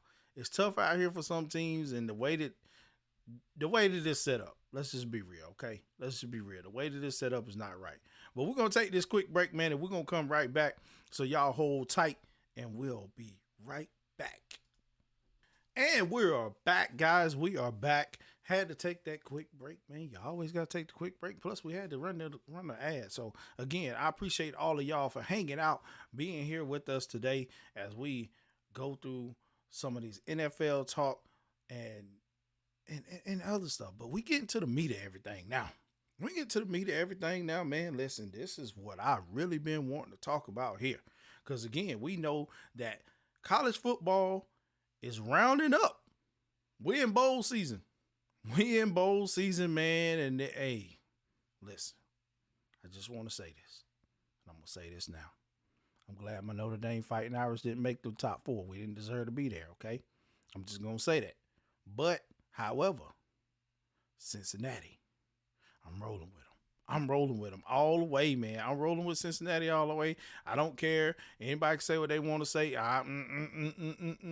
No. But at the end of the day, we got to talk. We got to talk about this number one. Wait. Wrong thing. We got to talk about this number one, man. Hold on. Let's talk about this number one. Not that number one. We're going to get to that number one. We're going to talk about this number one, man. Is Alabama the real number one? All my college football fans, I need y'all to check in. Let me know. Is Alabama real number one? Do they deserve number one in the rankings? I'm just saying. With winning over Georgia in the SEC championship game, which they kind of rolled over Georgia, it catapulted them to get the number one seed. Like, wait, like what happened? Georgia, I mean, that's Georgia's one loss. You get Georgia one loss and you make them slide like that. You made them slide to number 3. You move Michigan to number 2. Like what are we doing here? Like, this is what I say when it comes to college football, that as fans, we have no understanding. We don't understand the selection committee and how they do things. And I do. What it boils down to. I absolutely understand it. So what's your take on it, man? Like I'm confused. It's absolutely money. It's who's going to put the most money in their pockets. I mean, it's the NFL. It's the NFL college. Okay. They're going to put the biggest teams up front because they know who's going to get watched. That's how they're going to make their money, because they're going to have them on front center stage, and that's how they get paid. But to me, this is completely wrong. This can't get any wronger right here. How do you put a team that has 2 losses in number 1? You put them at number 1 over a team that's undefeated. I mean, I'm just trying to understand. Come on, man. That's what I don't get. But at the end of the day, I do understand that, we said, and I've said it before, Alabama gets in this thing, they get to shine. That's just how it is. Because they make the most money for them. It's honestly what it is. Like, you put them up there because you know that it draws more attention, more money, because everybody's like, oh, Alabama's in, they're gonna whoop this team's butt. And everybody wants to see a team get their butt whooped. Right. You know what I mean? So I mean, like, they know Alabama brings money in. They know that team is gonna bring money in. That team is renowned. You know what I mean? And it's nothing against Alabama. This has nothing against them at all, because they've earned what they've earned. Right. They didn't earn number 1. I won't give them that. Definitely didn't earn but number 1. they've earned their reputation. They've earned what they're able to do recruiting. You know what I mean? And have a team like they do every year. They earned all that. But they didn't earn number 1. They're not number 1. They should not be number 1. They're not undefeated. I mean, I thought that it would come down to, putting up the points they put up against Georgia, but 100%. But that shouldn't be a factor. Like, when you have a record, when you're talking records, and records have a big thing to do in the standings, right? Yeah, there's right. They have it's a standing things, right? And we've been on this, like, these other teams that are undefeated and not getting a shot to do these things, and where they should have a better playoff system than they do. But come on, man. Cincinnati has balled out all year. I mean, played lights out football. They played lights out football. Do they go in and if they play Alabama, do they get smacked? Who knows? But regardless, they've earned the title, I believe, for number 1. No, they did not. They got 2 L's in their column. They're not a number 1 team. Well, actually, they don't. No, they got one. They got one. It's 1 L. Well, but regardless, if they're 1, they still are not undefeated. They should be number 2, if anything. But and that's crazy. You go up and you play Georgia in the SEC title game. Georgia didn't even have to win to get in. They knew they were going to be in there. But again, we catapult them to number 1. I don't know if I can agree with that. Again, I won't agree with that. They come in that one game and shine, and they're there. Like, they've had a number of close games as well, but Cincinnati, again, y'all, that I'm going to sit always with the underdogs. Cincinnati, I feel like, play their butts off. Yeah, people going to say, well, they only play Notre Dame Fighting Irish. That's the only people they beat. They play their butts off. They have an undefeated record. If I'm anything, with you on that. If like, anything, you give them system. 3. If anything, you give them 3. I'm not vouching for them to be 1 or 2. Give them 3. At least give them that respect to have the number 3 seed. But you just I don't get how you just keep them at 4 with an undefeated record. Like that's Yeah, I mean, I don't like the system. I don't like how they do it and how it gets done. And like I said, I'll stick by it. It's all about money. It's all about money where they can make the most money. They know they can't make a lot of money off Cincinnati because when's the last time Cincinnati been ranked this high? right. You know what I mean? Like, and that's what it is. Alabama's a top 5 school. They play a lot of top teams. Right. And at the end of the and to me, I don't like. I'm not. I don't care if you play top teams. That's just this is my opinion on it. I don't care if you're top. If you play 50 top teams all year. right. You know what I mean? I don't care about that. Like if you got a team that came from not being ranked, balled out, stayed undefeated, I think those teams deserve to be in those rankings. Yeah. Regardless of what the money is going to come in. I mean, like I've stated 100 times before, is with college basketball, those teams, some of them teams don't play any top teams until they get into March Madness, but they get a shot at it because they balled and worked their way there. You know what I mean? And that's I think you get some of the best games out of that. Like you get because who doesn't want to see a team that wasn't ranked? Who doesn't want to see a team come in there and bust the top, like a number 1 seed or a number 2 seed off the charts? Who doesn't want to see it? Yeah, 100%. I'll tell you what, I want to see it. I do too. I mean, I agree with you, man. Even if it's my team, it's number 1. I still want to see a team come in and knock them off of that, because to see a team with that much heart and that much energy put into what they were doing to stay at that position and play at that caliber of ball all year, that's not easy. Yeah. It's not easy to stay at that caliber of ball. Like, I mean, especially when you're not a top 5 school like Alabama and all those guys. You know what I mean? Like all the big top 5 schools, you know, the top teams, you know, that they get a bunch of 5-star draft picks. They get a bunch of 4 stars coming in. You know what I mean? Like, yeah. When those teams play like that, I love every minute of that, man. Yeah. Like, I love every minute of that, and I believe those guys deserve their opportunity. And with the way the bracket is set up, we already know what they're pulling for. Well, the rematch.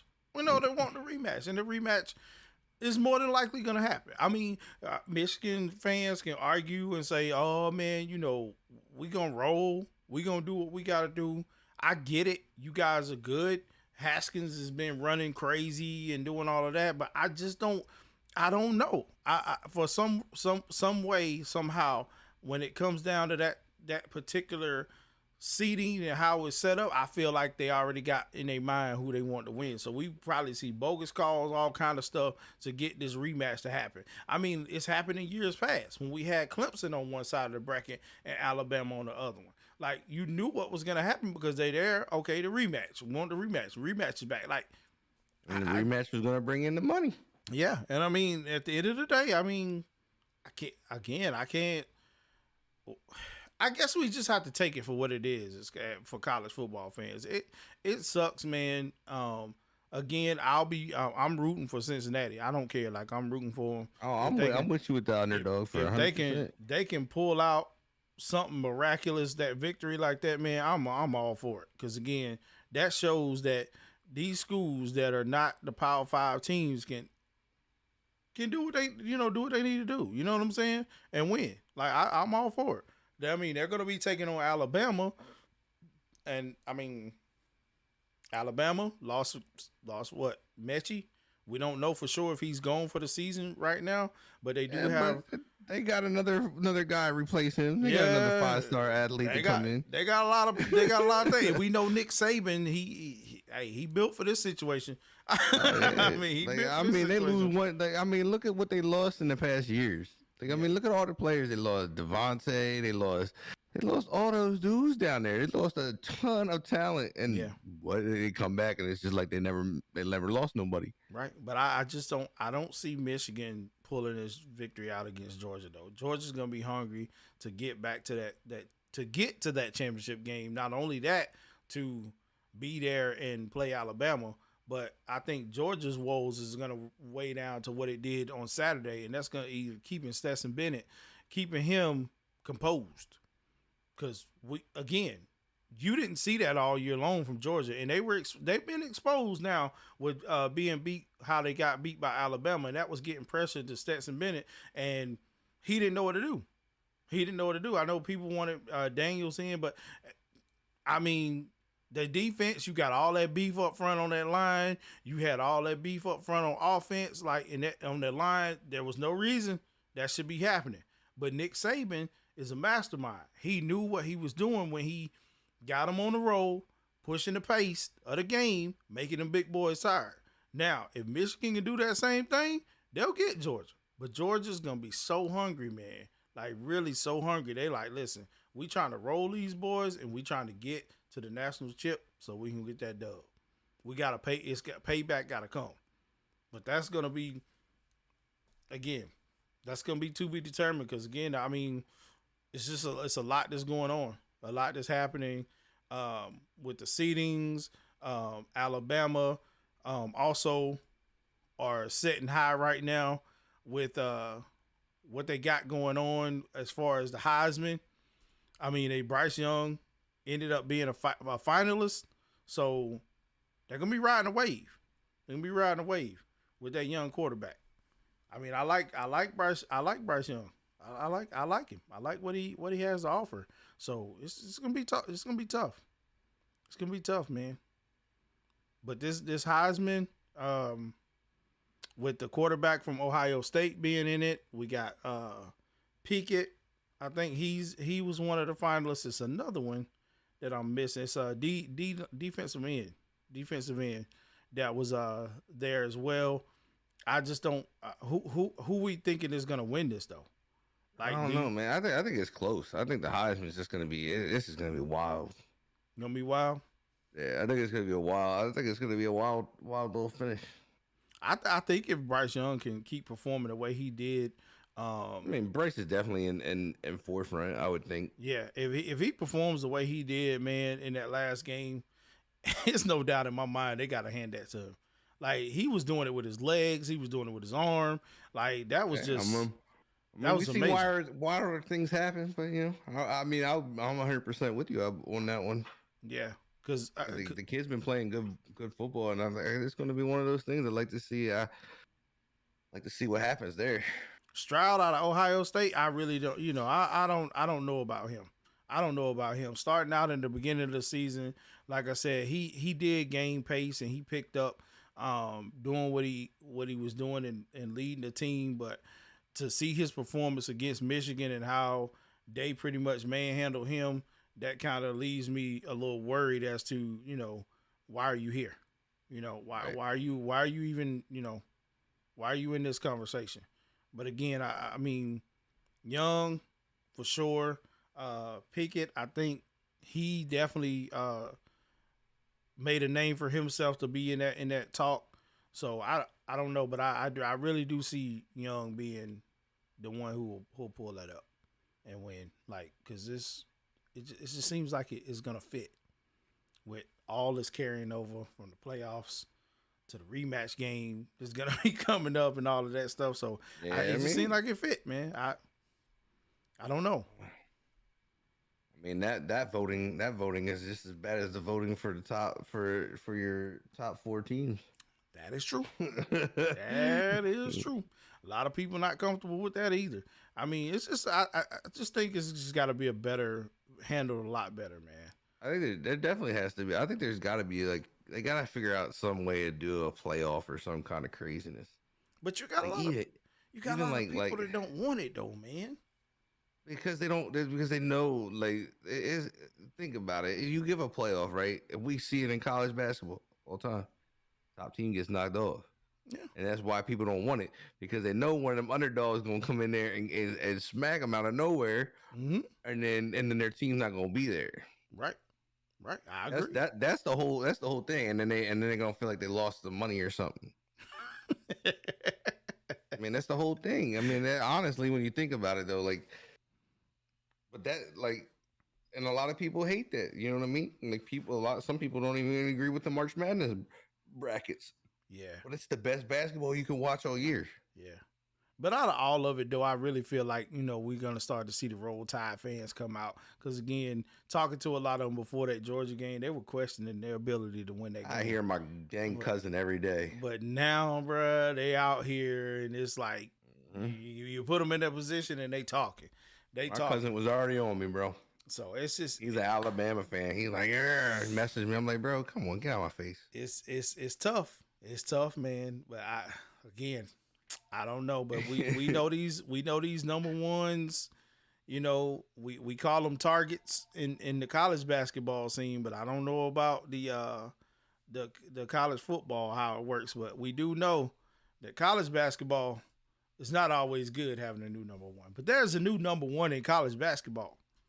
And I think this one was requested. And I know he's in the chat. My man's in the chat. I know he is. I know he's still here. I know he's still listening. But I know he does listen to it. Listen, I'm going to tell you like this, Wags. We talked about that number one, man. When you get that number one on you in college basketball, you targeted. You definitely targeted, man. But again, Purdue Boilermakers hit number one with an undefeated record, 8-0. Baylor coming in right behind them, dude, with the 8-0 record as well. They're both on 8-0 streaks, too. Yeah, dude, it's wild. It's wild. Again, I wouldn't know so much about this Purdue team had they not played my Tar Heels early on. They played them, some weeks back now. But the way that team is being run, they look like they could actually run the table in the tournament, barring no injuries or anything bad coming up. Because, again, what's crazy is that we have some other teams down here that aren't really moving up, and they're 9-0, 7-0, 9-0, 8-0. You got Iowa State 8-0. You got USC at 9-0, and then you got Arkansas 9-0. You got Arizona 9-0. 7-0. Zags done lost twice. LSU at 8-0. Like, come on, man. Let's see. And my Tar Heels still not ranked. They're still not ranked. So. Don't worry, neither are my Hoyas. But we're winning games. We do have a game coming up Saturday. We got Elon. I mean, we know Elon's not a top power school, but at the end of the day, every game for us counts. Because we're Carolina, we're Tar Heels. Everybody want to beat us. But this Purdue Boilermaker team, man, again, right now, they got the pace, they got the size, they got all of that, the shooting, bro. They even come back and win games. Like they got that type of bench. It's been a long time. It's been a long time for Purdue though, too. Yeah, Purdue's been, even football wise, I think, geez, man, I can't even remember the last guy that was good that came out of Purdue in football. And then like to see this right here, like I was like, man, I forgot about Purdue actually. I was like, man, Purdue used to have a decent team back in the day. Right. With basketball. And I forgot all about them, and to see them coming up like this, like definitely. Yeah. But see, my point, Drew Brees, last good football player to come out of it. My point. But see the way their schedule aligns, though, it could potentially be a problem for them going a little deeper into the year. Because right now, I mean, what they got Rutgers coming up, right? Rutgers 4-4. Then they got a neutral site where they'll play NC State. NC State is 6-2, but for me, being, again, a North Carolina Tar Heel fan, NC State is really not even that great of a team. Yeah, they can play in big games. They can potentially ruin some games, but I mean, a lot of looks like, I guess that would be, I guess you call them division games, right? Or conference games. They're not playing Michigan. They got Illinois. They got Northwestern. Indiana. Their backside of the schedule is going to be crazy. Right. Yeah, they're playing. They're gonna play. That's nuts. They gotta play Indiana. They gotta play Michigan State. They gotta play a lot of people that aren't ranked. But I mean, that's still a lot of teams that they're gonna play heavy and hard, and they're gonna see them multiple times down the stretch here. Yeah, if they could possibly keep this number one ranking up, man, going into them games, we definitely gonna see them be that target to say, hey, man, listen, go get them. We gotta go get them. They're the team to take down. And I mean, I always say this. when it comes to college basketball, you never want to wear that number one. You never want to wear that number one, especially don't wear that number one getting ready to go into the tournament like that. You don't want to, man, listen, that's the worst thing ever. That's the worst thing ever because, again, you get that thing going into the tournament. Look, no, more than likely you're going to be facing some school, Jones Breath High School or whatever, and they're going to come and take you. They're going to come and take your candy. They're going to come and take your candy. I mean, let's be real, man. Is, bro. Like, I'm 100% with you. I say it all the time. Like, that's what I love about it because you get these schools you ain't never even heard of, and they come out, and these boys out here just come full tilt, blowing you out. Come and take they still got to play Iowa again. Iowa only lost to them by 7 points, so I mean that's going to be a game to see there again. I mean, right now as their schedule lies, they have one. He only had two more ranked schools on the list, which is Michigan State and Wisconsin. Yeah. 100%. Michigan State, though, they don't really have to worry about it because we know what Tom Izzo does. Come on, man. Every year, Michigan State can work their way to the top, and then next thing you know, they get down the stretch. Tom Izzo just act like he can't coach, or the team just act like they can't play. So, I mean, they don't really have to worry about that. They don't really have to worry about that. I think, like I said, with this team, the way that it's set up, man, they can do magnificent, wonderful things. Because again, that size from that big man in the middle, they got a Yao Ming, man. I don't know if you've seen him play. Have you seen him play? I only caught part of their games. I haven't been able to catch a full game yet. I'm like, come on, bro. Like, why? Why do you have this dude? Like, I don't understand. Like, and it doesn't even look like it don't even look like he's that skilled, but he knows what to do. He understands his role on the team. Hey, then they have, and that's the biggest part of it, though, is understanding what you're supposed to do and how to do it. Yeah, he understands his role on the team. Then you got what? You got Jaden. You got Jaden, who's like, I mean, come on, man. This dude is like Speedy Gonzalez down the court. He confused, like watching him play against Carolina. He confused our guard so much, man, by his speed and how fast he was moving the ball. Like, I'm like, come on, man. Like, really? Hey, that's what we doing right now? But again, I mean, once upon a time, you guys had a guy named Ed Cota that used to do the same thing to people. Yeah, you right. Once upon a time is right. Once upon a time is right, but I mean, I was there too when I had a guy named Allen Iverson, but it's been a long time since we had somebody like that. But you know what I'm saying? You mix the big guy, and I don't even know his name. You mix him in with Trayvon Williams. I mean, those guys, they play big down in that paint, and they doing really good things, man. So I'm, like I said, as they go along, if they can hold this number one spot. Yeah, being a Tar Heel fan, if I'm somewhere in the mix, I want to get it from them. I want to knock them down. I want to be somewhere that I can, say that, hey, listen, y'all beat me early on, but I want to come back and I want to show y'all who the real crown wearers are. Right. But if not, this team is definitely going to be a team to watch for me going into the tournament, man, and going into and finishing up the season. Do you see your boys coming back in to the top 25? To be honest, man, I do.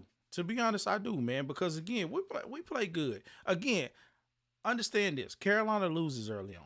That's what they do. Right. They lose early on, but once we start getting up until like the end of this month and moving forward with conference play, we start to really pick up the pace because we know everybody in the ACC. If it ain't Duke, they want Carolina and they want Duke. That's all it is to it. If you beat these teams, feel like if they can beat these two. They don't got to do nothing else. Look at Florida State. Florida State does it every year. They can beat both. If they can beat Duke, if they can beat Carolina, they don't worry about nothing else. They get in the tournament and lay an egg. But I think my boys are going to roll. I think at this point, we just got to get guard play under control. We got to get Mondo Baycott, get them situated down low, and him understanding that he's big as he is and he can play off the board. But once I get my guard play under control, I'll be fine. We'll be fine. I never stress out too early about it again. And by the time we get to February anyway, we already know what the mission is. We know what the mission is. First Sunday, Tuesday in February. I don't know if I can talk college basketball anymore, bro. I just looked at Georgetown's record. Bro, why? Tell me why everybody in the Big East got a winning record by Georgetown. Jeez, bro. Bro, I'm not even joking, and Jeez, it's bro. by a landslide too. Jeez, bro. Georgetown's 3-4. Jeez, bro. 3-4. Everybody else is 6-3 or better. Yeah, you hurt. You hurt. It's almost time for you to stop claiming them at some point, man. I can't, bro. Can't. That's You been just my can't do squad, it, bro. You just can't do it, bro. It's Like, almost like me and the Orioles, bro. It's just been my squad for so long. Like I wouldn't know what to do to like I don't know nothing about like a lot of like other college teams. Like I know like that's my team. Like I'm invested, like deeply invested. listen, man. Probably the worst. It's probably like the worst investment I have in my life right now. Listen, man. It's not the same color blue, but we got Carolina blue. You can wear that one. I used to wear Carolina blue. I was a big Ed Cota fan. How you go? And then you go to be a George. I'm a Georgetown fan, Dog. in and out. Okay. But I was an Ed Cota fan because that kid, I thought that kid was gonna be like he was gonna be like the next point guard that ripped it up in the NBA, and then he kind of like flopped it. And so like, y'all hearing this here? Smee is dying over here because he decided to go Georgetown instead of Carolina. I've never been a fool. I was never a Carolina fan. I said I was an Ed Cota fan. You should. I like Ed Cota. You should have been a Carolina fan. I like Ed Cota. That was it. I even had the Ed Cota jersey. Right. It's okay. It's all right.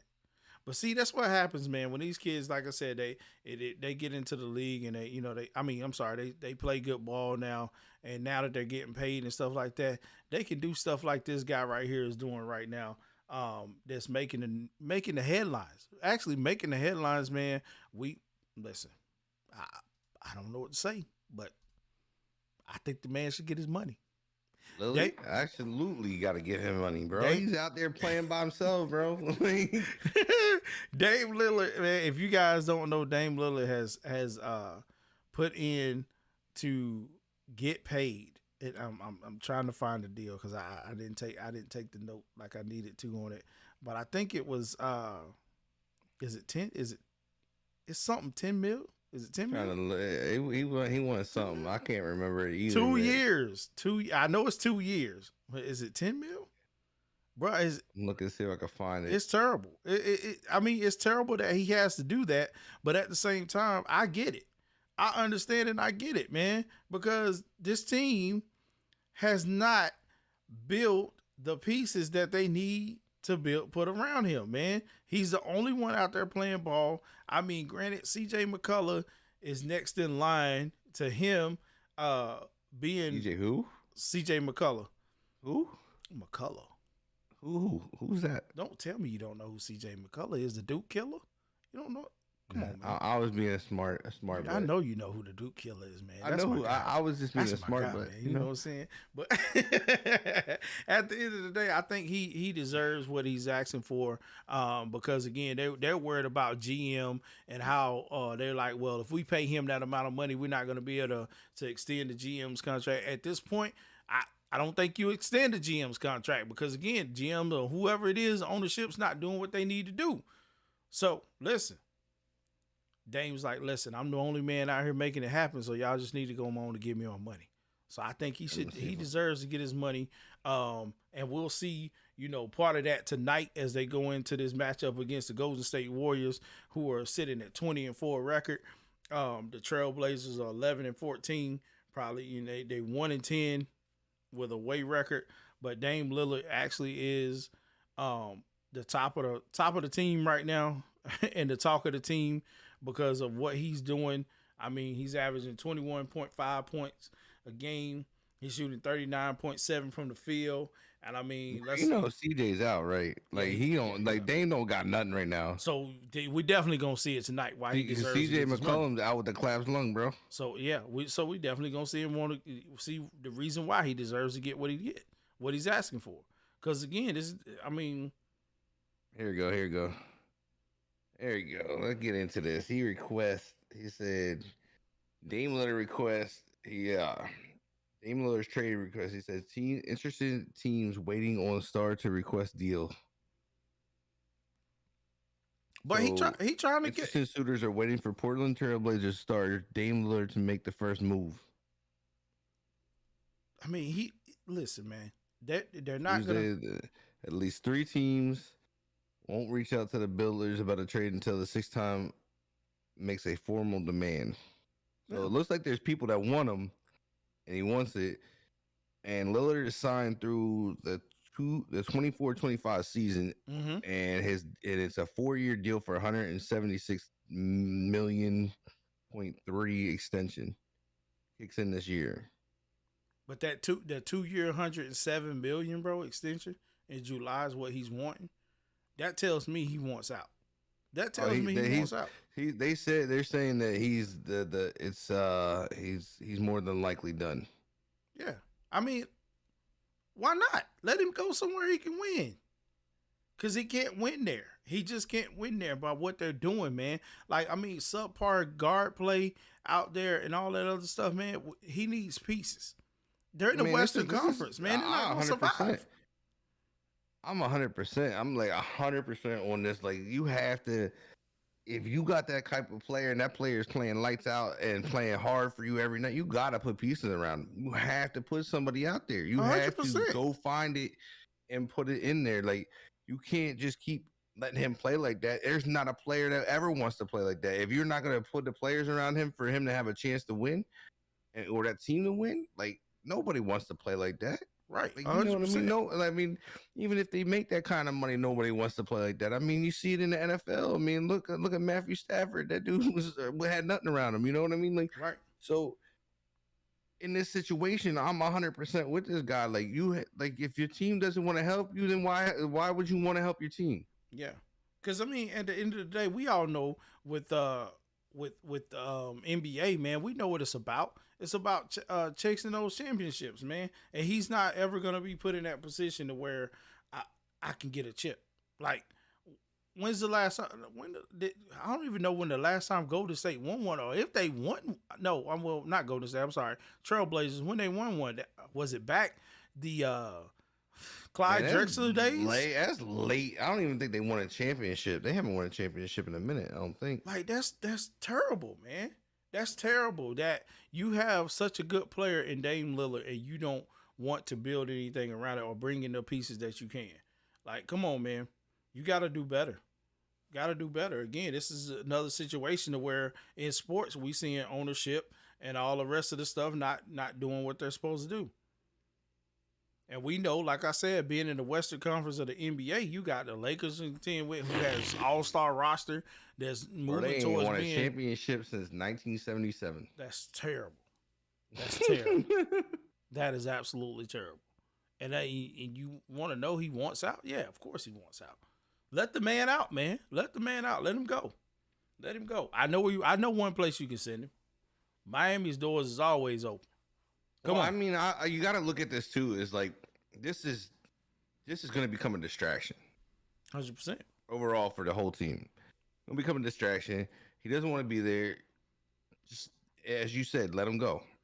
Right. I think you got to put him somewhere. I mean, Chicago. You know? Hey, it's good. We get it in over there. That's a good fit.